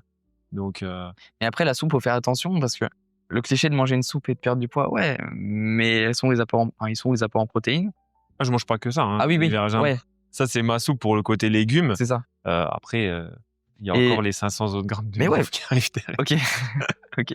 Et tu vois, juste pour rebondir sur les prods, parce que j'en parle beaucoup, mais j'ai pas expliqué pourquoi, en fait, c'est hyper important en perte de graisse. La priorité quand tu mets en place ton plan alimentaire en perte de graisse, c'est placer les protéines. C'est la priorité des priorités, c'est le seul macronutriment qui est obligatoire. Glucides et lipides, on peut les diminuer, il n'y a aucun souci. Protéines, tu ne dois absolument pas les diminuer, tu dois vraiment, et chez certaines personnes, même les augmenter. Les protéines, premier effet, maintenir ta masse musculaire. Je pense que les gens s'en doutent un petit peu, mais c'est ceux qui savent pas voir. Tu maintiens ta masse musculaire grâce à un apport en protéines et une sollicitation musculaire adaptée à côté. Si tu t'entraînes plus du tout et que tu consommes des protes, tu vas maintenir 1 semaine, 2 semaines, 3 semaines, tu vas commencer à perdre du muscle. Il faut toujours solliciter la masse musculaire. Pas forcément avec des perfs de ouf, mais qu'elle soit sollicitée. Et le deuxième intérêt des protéines, le rôle clé, c'est le maintien de tes capacités immunitaires. En fait, ton muscle, c'est la plus grande réserve d'acides aminés dans ton organisme. Et toutes tes globules blancs, tes cellules immunitaires, etc., elles sont hyper friands de ces acides aminés. Donc, qui dit en fait masse musculaire plus élevée, importante, maintien d'une bonne masse musculaire, dit automatiquement maintien d'une bonne capacité immunitaire, de moins de symptômes, d'une meilleure forme, etc. Et si tu maintiens toute ta masse musculaire, tu maintiens donc toutes tes capacités immunitaires, et que derrière tu perds de la graisse viscérale, tu perds ensuite la graisse sous-cutanée, tu perds la graisse que tu souhaites, en fait tu vas avoir une forme que tu n'auras jamais eu de ta vie. Tu vas avoir un physique que tu vas apprécier, etc. Mais la forme, elle va être phénoménale. Et ça, c'est vraiment quelque chose que tu vas ressentir. Tu vas pas le voir, mais tu vas le ressentir. Et grâce à un maintien des apports en protéines quotidien. Matin, midi, soir, ou midi, soir, peu importe, ça dépend de ton objectif, mais Les protéines, c'est la première des choses à mettre en place dans ton alimentation. C'est obligatoire. Végétal, animal, peu importe. Tant que tu les as, voilà. Mais il faut quand même avoir des protéines animales si tu veux atteindre 100 grammes de prot par jour. Si t'as pas de prot animal, ça va être compliqué. Ouais, c'est assez complexe avec le végétal. Ouais. Selon toi, aujourd'hui, est-ce qu'on mange trop mal ou juste n'importe comment? Ah, c'est intéressant comme question. Les deux, en fait. N'importe comment, c'est une évidence. Trop mal, ça dépend des foyers, ça dépend des personnes. Il y en a qui pensent bien manger, mais c'est pas la réalité. On reprend l'exemple de ton ami qui mange des amandes. C'est très sain, c'est super. Mais dans son objectif, c'est pas adapté. Et c'est en fait le cas de beaucoup de personnes. Donc en fait, je pense que on mange trop mal. Oui et non. Il y a beaucoup plus de oui, évidemment. Mais certaines personnes, pas forcément. On peut bien manger. Mais c'est quoi la deuxième option, tu m'as dit? N'importe comment. Ouais, n'importe comment. N'importe comment, ouais, très souvent. Et je pense que c'est plus on mange n'importe comment que trop mal. Oui, on sait pas quand placer tel repas Ouais, ou c'est tel ça. aliment. Après, l'horaire des repas, ça n'a pas vraiment d'importance, l'horaire des aliments. Si ce n'est une charge glycémique trop importante à un moment isolé. C'est voilà, ça qu'il faut prendre en compte, par contre. Mais si tu manges des protéines le matin, le midi ou le soir, il n'y a aucune différence, pareil. Ce qui compte, c'est des aliments que tu vas consommer, il faut que tu les aies consommés dans la journée pour aller chercher ton objectif. Ouais, c'est un apport calorique journalier. C'est ça. Apport calorique journalier, apport macronutritionnel journalier, apport micronutritionnel journalier, les vitamines, les minéraux, les antioxydants, etc. En fait, le timing, quand on parle de timing, le seul intérêt du timing, c'est pour la supplémentation et les micronutriments. Par exemple, le zinc. Si on prend du zinc bisglycinate, il va vraiment falloir le prendre, par exemple, 15 minutes avant le petit déjeuner à jeun pour qu'il soit assimilé beaucoup mieux. Et ça, si on le prend pendant un repas, au pire après, l'assimilation, elle va pas être autant efficace que si tu l'aurais pris à jeun. Donc ça, c'est plein de petits trucs à connaître, mais c'est très particulier, c'est très précis. Et en général, quand on se supplémente de façon précise comme ça, soit on est suivi, soit on a les connaissances, soit on essaie de bien faire et on va l'apprendre par nous-mêmes. Alors que manger tartine, pain, confiture le matin, on pense bien faire, mais en fait non. Tu vois, parce que la charge glycémique est trop importante sur le moment, de façon isolée, il n'y a pas de protéines, il n'y a pas de lipides, l'élévation de la glycémie va être trop importante, sécrétion d'insuline derrière par le pancréas, hypoglycémie réactionnelle, faim à 10, 11 heures, on remange du sucre, ou alors à un autre aliment, mais on augmente encore plus l'apport calorique. On remange à midi, coup de barre à 14 heures, à 15, 16 heures, on a faim, on rentre chez nous à 18 heures parce qu'on a eu une grosse journée de travail, on est stressé, on se jette sur des cacahuètes, un petit verre de vin. Ensuite, il y a le repas. En dessert, je prends 3 morceaux de fromage plutôt qu'un. Et c'est ça le... Après, on va squatter le canapé Exactement. et on va oublier. Ah, mais j'ai pas le temps pour aller marcher, franchement, j'ai pas le temps. Alors qu'à 19h, t'es déjà devant la télé. Voilà. C'est pas du tout une généralité, mais voilà, c'est des exemples. C'est beaucoup quand même. Ouais, c'est quand même une sûr, généralité. ça reste quand même beaucoup, mais ouais, donc c'est... En fait, je pense que tes deux réponses sont valables, en fait. Mais ouais, je pense que les gens s'alimentent de la mauvaise façon, ils ne savent pas s'alimenter, en fait. Il y a une méconnaissance totale de la nutrition. Oui, on a... Et en fait, ce qui est un peu triste, mais c'est mon cas aussi, hein, donc je m'inclus dedans, c'est qu'on attend un déclic pour changer. Moi, mon déclic, ça a été que je pouvais plus courir parce que j'étais malade.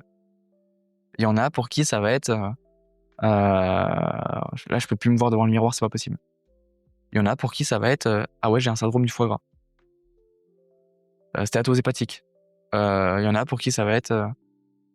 le cliché de l'adolescent qui se fait quitter par sa copine, il va à la salle. Ouais, ça c'est vrai, c'est beaucoup. ça. Hein. Moi, ça a vraiment été le Covid, tu sais, je faisais de la muscu, je mangeais beaucoup, je pensais être musclé, j'étais gras. et au fait, avec le Covid qui est arrivé, tu sais, on commençait à faire des petits apéros, parce qu'on était à la maison, tous les deux avec ma femme, puis je monte sur la balance, je vois déjà 108 kilos, on est quand même à 3 chiffres là. Bon, je le savais déjà, mais... Et là, tu te dis, ouais, là, je vais pas dans le bon chemin, là. Si je commence à faire les apéros tous les soirs, c'est foutu, quoi. Et puis finalement, on a commencé à faire attention, compter les calories, tout ça, et 15 kilos en moins en quelques mois, et ouais, c'était bravo. Cool. Après, t'en as d'autres, par exemple, j'ai un collègue, lui, un peu le symptôme de, comment t'appelles ça quand t'as les artères qui se bouchent, là, l'infarctus. Ok. Donc, petit début d'infarctus. C'est sûr, hein, ils mangeaient beaucoup de graisse, d'alcool, tout ça. Donc, ça a commencé à se boucher un peu. Hypertension. Alors, ils ont commencé à lui filer des cachets pour l'hypertension, mais au final, c'est juste qu'il était en très fort surpoids. Hein. Ouais. Donc, je trouve ça dommage de ne pas l'avoir déjà orienté, par exemple, vers un nutritionniste. Mais bon, en soi, il fallait le soigner dans l'instant T, bien c'est sûr. sûr. Mais ce qu'il y a, c'est qu'après Évidemment. lui, tu vois, il a eu ce déclic justement de se dire, attends, je vais pas manger des cachets toute ma vie. J'ai de l'hypertension, pourquoi? J'ai fait un infarctus, pourquoi? Ouais, c'est sûr, je fais 130, je crois qu'il faisait même 150 kilos à l'époque. Ouais. Finalement, tout seul, hop, il a changé drastiquement son alimentation. C'est magnifique. Aujourd'hui, il doit faire, je crois, 90 kilos. Ouais. Bon, malheureusement, voilà, il a ce phénomène un peu tablier, il a encore tout cet excédent de peau. C'est encore chronique. Mais en attendant, aujourd'hui, il est quand même en meilleure santé. Bien sûr. Un physique aussi Bien sûr. différent. Mais après, ouais, comme tu dis, il y a des gens qui attendent le déclic et malheureusement, c'est des fois un gros souci de santé qui te le donne. Et quand tu vas vers un infarctus ou des choses comme ça, des fois, tu as des points de non-retour. Et... Il avait quel âge ton collègue? Oh, écoute, il avait, je crois, 45 ans à l'époque, il me semble. Ah, il est encore jeune. Donc ouais, super jeune, tu vois. Aujourd'hui, il en a 55. Il a bien perdu. Alors bon, voilà, comme tu dis, des fois il reprend quelques kilos, après il réajuste un petit peu, il fait attention, tu vois. Exactement. Et je pense qu'il faut pas attendre vraiment la maladie pour avoir le déclic, parce que des fois c'est trop tard, quoi. Mais c'est hyper intéressant ce que tu as dit. Et ça m'a fait penser, par exemple, il y a beaucoup de pathologies aujourd'hui qui peuvent simplement être soignées. Vraiment, je dis soignées. Soignées, définitivement, par une perte de graisse. Premièrement, la stéatose hépatique. Deuxièmement, apnée du sommeil. L'apnée du sommeil. Dans ma famille, il y en a qui ont ça.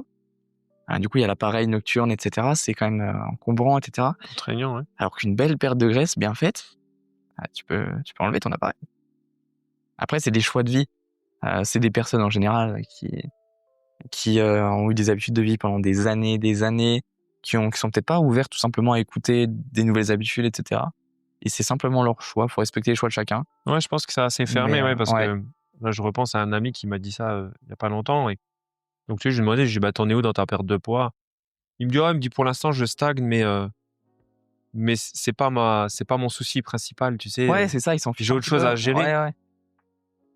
Alors, ça m'a pas fait chier parce que voilà, comme tu dis, c'est son objectif, c'est son quotidien. Mais je me suis dit, c'est dommage, tu sais, parce que ta santé, t'en as qu'une, au fait. Et ça devrait être ton souci principal, parce que j'aimerais pas, tu sais, c'est un ami, tu vois, donc j'aimerais pas qu'il lui arrive quelque chose évidemment. de mal et de le perdre trop tôt, parce que voilà, hein, ça peut malheureusement arriver. Mais après, ouais, comme tu dis, si t'es pas ouvert à écouter, malheureusement, tu peux rien faire pour la personne. Mais je tiendrais quand même à dire que il y a surpoids, il y a obésité. Les deux sont quand même très différents. Et quand on est en situation d'obésité, ça peut être plus facile à perdre sur le moment. Parce qu'il y a beaucoup plus à perdre, évidemment, et que le moindre changement positif fonctionne beaucoup. Avec une personne qui doit perdre seulement quelques kilos. Mais l'obésité, c'est une réelle pathologie, c'est une maladie reconnue par l'OMS, etc. Et c'est à prendre en compte. Parce que si la personne est en situation d'obésité, je parle vraiment d'une grosse obésité, c'est qu'il y a eu des problématiques antérieures, etc., qui peuvent être bien au-delà de juste manger trop. Ah oui, tout à fait. Ouais. Et en fait, c'est à prendre en compte. Ça peut être du psychologique, ça peut être des traumas liés à l'enfance, ça peut être des problématiques hormonales, etc., qu'il faut prendre en compte aussi. Peut-être une supplémentation qui est importante. Il y a peut-être des médicaments. Il y a peut-être des traitements qui bloquent certaines régulations hormonales, qui diminuent tes dépenses énergétiques au repos énormément. Tout ça, c'est à prendre en compte.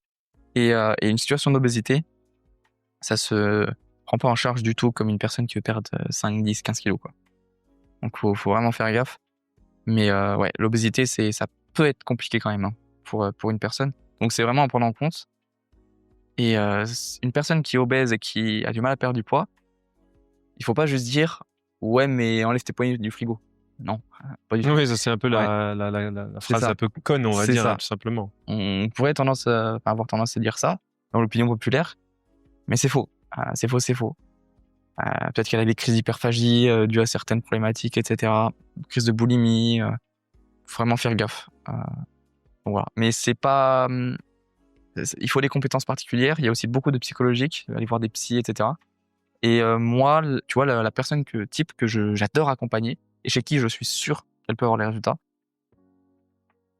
Homme, femme, 22, 23 ans, jusqu'à 55, 60. La personne la plus âgée que j'ai eue, c'était 68. Et qui veut perdre entre 5, 10, 15, max 20 kilos. Voilà, je suis sûr à 100% que ça va passer. Avec les bonnes méthodes, et qu'il n'y a pas de pathologie réelle. Oui, c'est la personne un peu lambda, on va dire. Ouais, c'est ça, toi, c'est ça. quoi. Ce que tu rencontres au quotidien. C'est ce que je rencontre au quotidien. Avec les bonnes méthodes, on est assuré à 100% de tenir le poids, le physique esthétique, l'état de forme, la santé qu'on veut. Comment on fait pour bien manger quand on n'a ni le temps, ni l'envie de cuisiner? Ça tombe bien, c'est mon cas. Non, j'ai un peu de temps quand même pour cuisiner. Mais par contre, j'ai jamais envie. En fait, il faut juste trouver les astuces. Et ça vient, c'est hyper personnel. Hein. Ça vient vraiment juste avec, on trouve les astuces qui nous conviennent, etc. Exemple. Par exemple, si t'as pas envie de cuisiner et que tu veux un repas très simple, t'as tes légumes, tu prends tes crudités, tu prends des tomates ou du concombre. Tu peux manger directement comme ça en croquant. 0 temps de préparation. Tu peux prendre une boîte de thon au naturel, une boîte de maquereaux, de sardines. C'est un excellent poisson, même en boîte. Ça te prend 0 temps de préparation. Tu le vides un petit peu, tu le rinces si besoin. Et tu te mets une petite portion de riz basmati à côté que tu as déjà cuit avant, ou alors que tu cuis, mais ça te demande 10 minutes de cuisson, tu le prépares pas à manger. Et en 10 minutes, tu as un repas qui est sain. Et en dessert, tu peux te prendre 1 ou 2 carrés de chocolat noir, une pomme, un petit truc. Et tu as un repas qui est parfait en 10 minutes. Enfin, tu as juste fait cuire du riz. Ou alors, si vraiment, pareil, tu veux un autre type de repas, tu peux prendre, tu cuisines à l'avance. Honnêtement, tu peux prendre 1 kilo de riz que tu cuis, tu mets dans le frigo, ou déjà dans des tupperwares. Ça va peut-être prendre 1 heure pour préparer 7 repas, mais tu as tes 7 repas du midi pour les 7 jours de la semaine. Le fameux meal prep. Les meal prep. Voilà, sinon, honnêtement, moi, ce qui marche beaucoup, c'est de manger souvent pareil. Forcément, quand tu manges toujours les mêmes repas, la préparation, tu peux faire soit une fois, soit tu as l'habitude et ça va beaucoup plus vite, etc. Mais en général, c'est quand on est ce qu'on appelle un nutrinazi comme moi. Un nutrinazi, c'est quelqu'un qui fait très, très, très attention, etc. Mais voilà. Mais en fait, c'est quand on n'a pas le temps de cuisiner et qu'on veut manger bien et rapidement, faut vraiment pas se prendre la tête. Faut, entre guillemets, faire l'impasse sur une belle assiette, sur des compositions alimentaires particulières. Tu t'embêtes pas, tu prends une crudité, un féculent, une protéine. Ouais, tu fais un peu une impasse sur le goût aussi, parce que... Non, pas forcément. Parce que forcément, tu vas pas avoir ça va pas être... tu vas pas faire revenir dans une préparation, etc. Peut-être que tu vas pas faire cuire des légumes bien revenus dans des oignons, de l'ail, etc. Mais le goût, ouais, ok, on peut faire l'impasse sur le goût pour certaines personnes, mais si tu assaisonnes bien avec un peu de sel, un peu de poivre, tu peux mettre un peu d'épices, machin, ça peut être très très bon aussi. Honnêtement. Faut juste prendre le temps un petit peu. Faut juste prendre un peu plus le temps. Mais voilà. Sinon, l'erreur à ne pas faire, c'est commander. Si on n'a pas le temps et qu'on veut bien manger, il faut vraiment éviter de commander. On n'a aucun contrôle sur ce qu'on mange. Ça va être trop calorique en général. Ou alors, même si les calories sont bonnes, tu vas avoir faim encore après.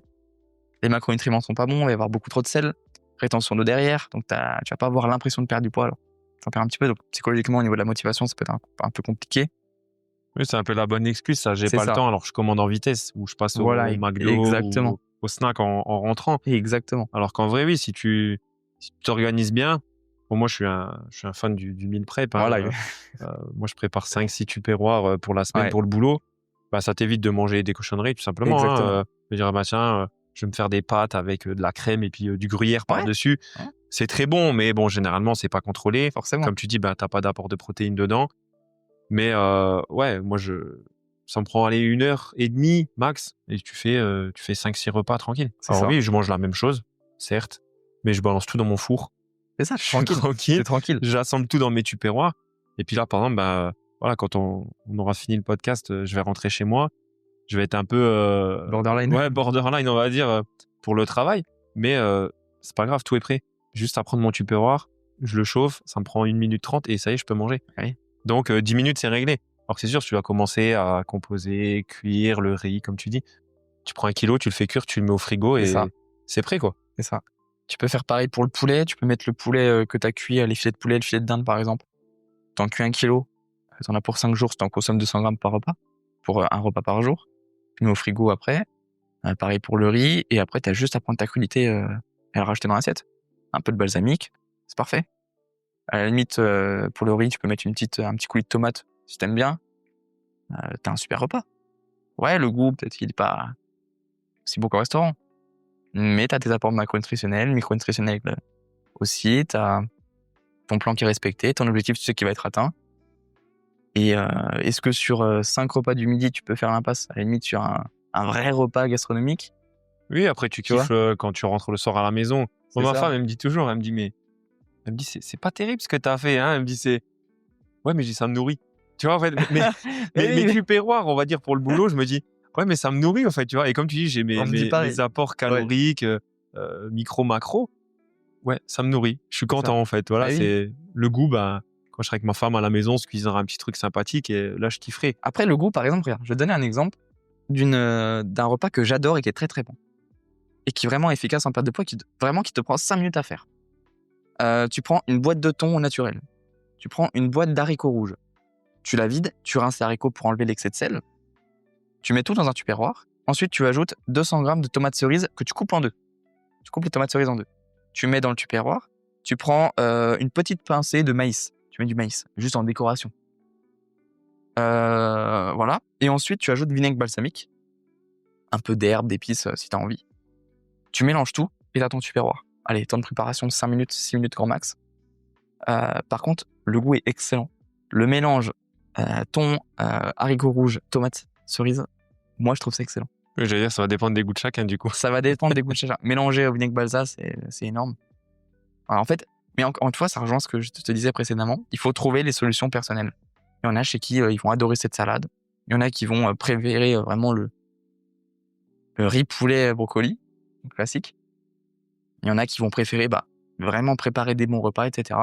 Il y en a chez qui les restaurants, ça va être beaucoup plus fréquent. J'ai une personne qui consomme 6 restaurants par semaine pour le travail. Faut faire avec. Elle est obligée pour le boulot, etc. On trouve des solutions. Et elle perd quand même du poids. Alors oui, on va moins perdre que si on serait plus discipliné, etc. Mais c'est pas son objectif, donc tant mieux. Et en fait, il y a toujours des solutions propres à chacun. Donc, il suffit juste de les trouver. Et si quelqu'un veut vraiment du plaisir alimentaire dans l'assiette, avec des bons goûts, une bonne préparation, une bonne dégustation, etc., tout en perdant de la graisse rapide, c'est possible aussi. Mais à ce compte-là, on peut pas faire l'impasse sur le pas de temps de préparation. C'est juste ça. Oui, à un moment, faut faire des concessions sur C'est quelque ça. chose, quoi. En fait, si tu veux quelque chose de très bien préparé, très goûteux, etc., ça demande du temps de préparation. Si tu veux être efficace, perdre de la graisse rapidement, etc., être sûr et certain d'obtenir tes résultats, de ne pas te prendre la tête avec le temps de préparation, tu fais un plat efficace, simple. En gros, ça va être ça. Mais les deux sont possibles. Ouais, moi, je dis toujours, si tu veux un physique au millimètre, entre guillemets, il faut que tout le reste soit au millimètre. Évidemment. Si tu fais à peu près, tu auras de l'à Évidemment. peu près. Évidemment. Plus on est précis dans l'alimentaire, plus on va obtenir les résultats précisément.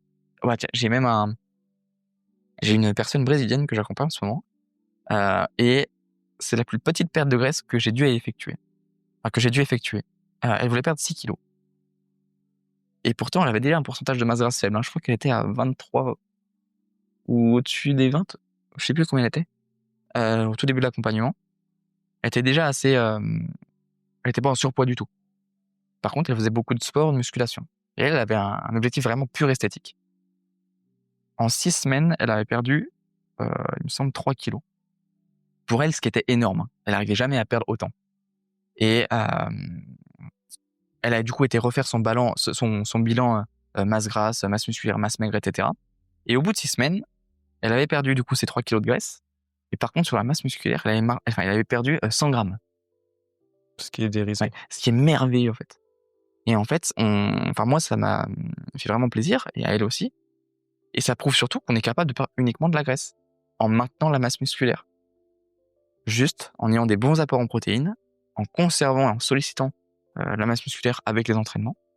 Peut-être pas avec le même niveau de performance et d'intensité que lorsqu'on est pas en perte de graisse, parce qu'il y a un peu moins d'énergie, mais toujours en continuant de s'entraîner, etc.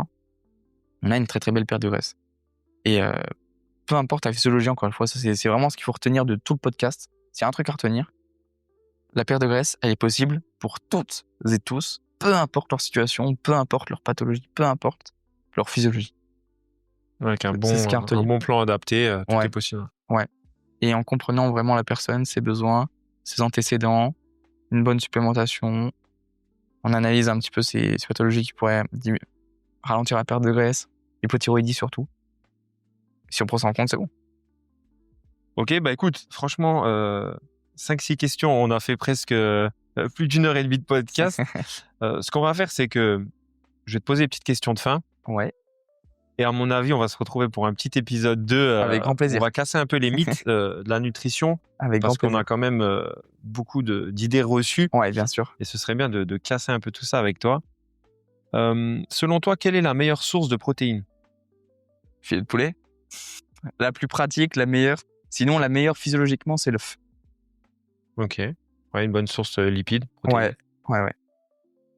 Quel est le meilleur cheat meal?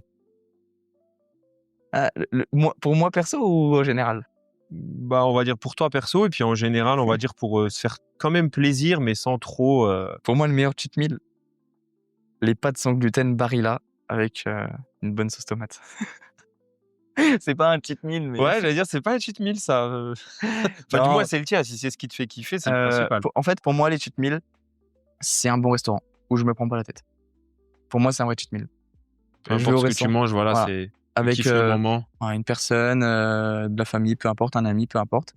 Voilà. Je kiffe le moment, je prends un bon repas sans rien compter, sans rien prendre en compte au niveau nutritionnel, micronutritionnel, qualité. Ouais, ça fait partie du truc. C'est ça, Si tu ne devais garder qu'un seul complément alimentaire. le magnésium. Ah, avec la vitamine D, mais je peux pas, quoi. C'est impossible d'en dire un.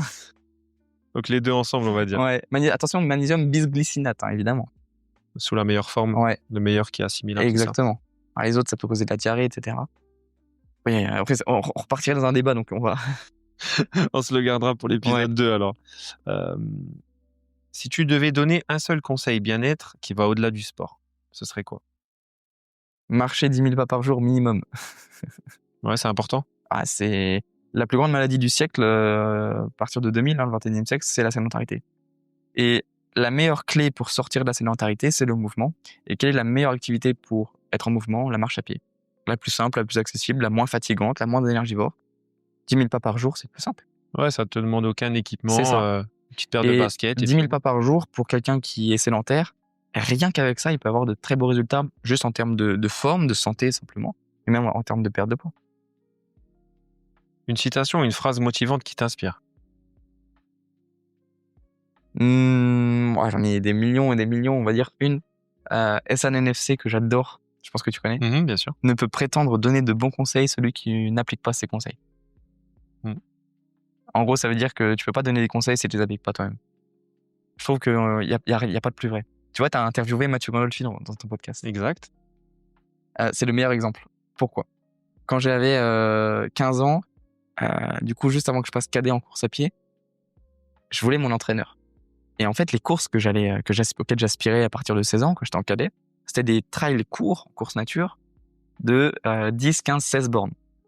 Je me suis dit, ok, bah, si je prends l'entraîneur, il faut que ce soit le meilleur sur cette distance.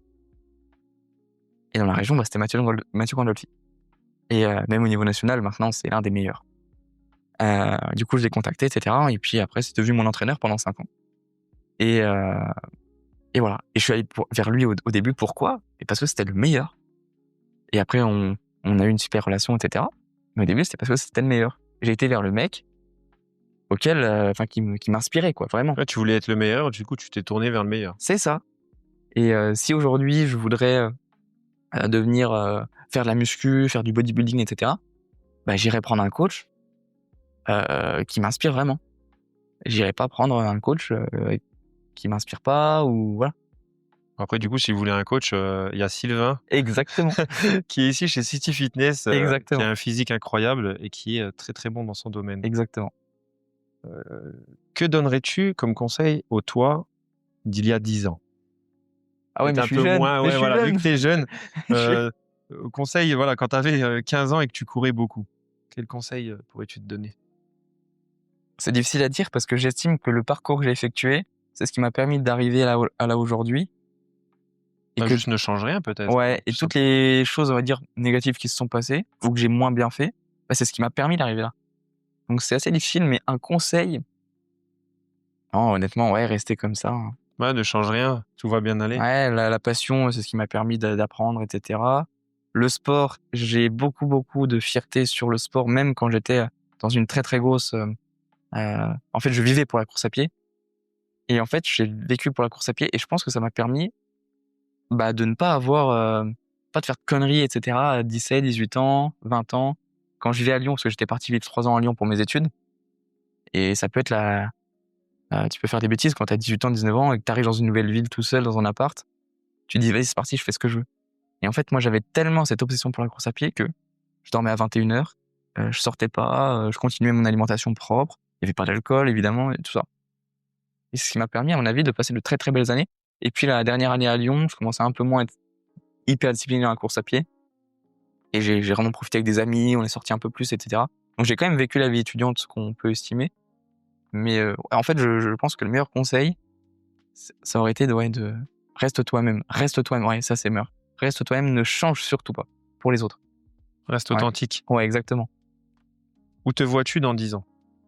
Ah, c'est une énorme question. Dans 10 ans, je pense pas que j'aurai encore d'enfants, on est qu'en 2025. Ah, quoique dans 10 ans, j'aurai 33 ans. Dans 10 ans, je me vois vivre dans plusieurs pays du monde, 6 mois par an. On va dire octobre à mai.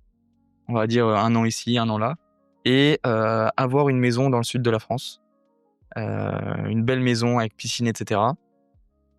Tranquillement. Et vivre exactement comme je vis là, avec mes clients, avec les personnes que j'accompagne.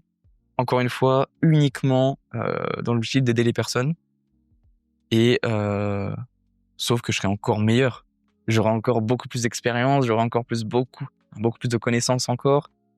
Il y aura des nouvelles études qui seront sorties, qui vont apprendre des choses incroyables, qui vont nous permettre d'améliorer vraiment les suivis. Il y aura peut-être des nouveaux logiciels, des nouveaux ordis qui vont nous permettre de faire des suivis encore bien meilleurs. Donc en fait, dans 10 ans, je me vois adulte, le vrai adulte qu'on imagine, avec une compétence dans mon métier 2 fois supérieure minimum à aujourd'hui. Tu viendras le. Je fais une petite parenthèse là-dessus parce que j'étais mangé chez un ami lundi et j'ai putain, mais on est devenus comme nos darons. Tu sais, d'avoir le petit meuble avec toutes les bouteilles d'alcool rangées dedans. Mais tu sais qu'on boit jamais, tu sais, Oui, ceux oui. qu'on t'a Oui, mais offert. c'est joli, c'est joli. Ouais, mais j'ai dit, non, ça y est, on est vraiment devenus adultes, Ouais. tu vois. C'est là que je me suis dit ça. Est-ce que tu as un projet perso ou pro en cours? Ouais, évidemment. Projet perso. En fait, pour moi, le perso et le pro, c'est la même chose parce que ma vie perso, c'est ma vie pro. D'accord. Je vis pour ma vie. Les personnes que j'accompagne, c'est du professionnel, oui, parce qu'il y a un paiement. Mais honnêtement, c'est ce que je kiffe faire le plus. Donc mon perso, c'est mon pro, je cours, et cetera.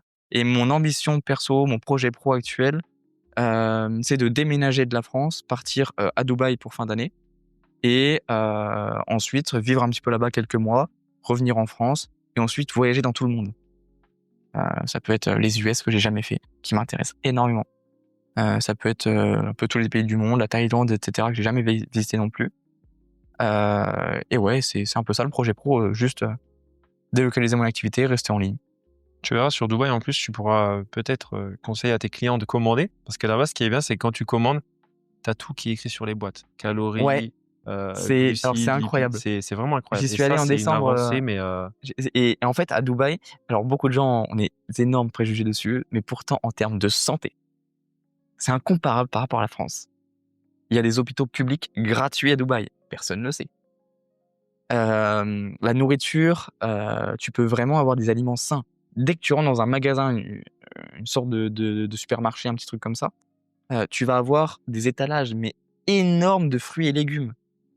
Avec pareil, les grammages, les calories, et cetera. Ils vont être déjà prédécoupés. Tu rentres dans le magasin, alors là, en termes de temps de préparation, tu peux prendre tes 150 grammes de blanc de poulet qui est déjà cuit, sans assaisonnement, rien, vraiment naturel. Tu peux aller prendre tes 200 grammes de chou rouge, si tu veux, cru pour assaisonner avec un vinaigre balsa.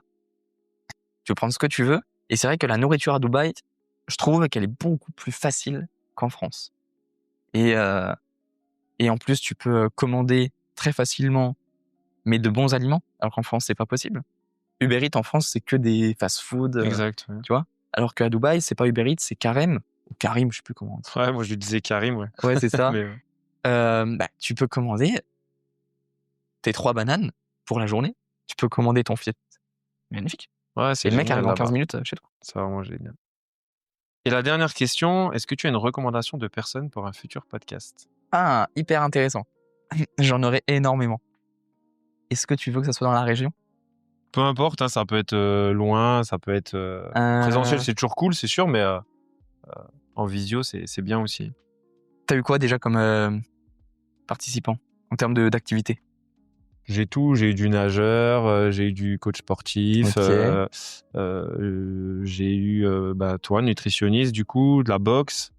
Après, c'est assez varié. C'est dommage que tu aies interviewé Mathieu Gandolfi. Je te l'aurais conseillé.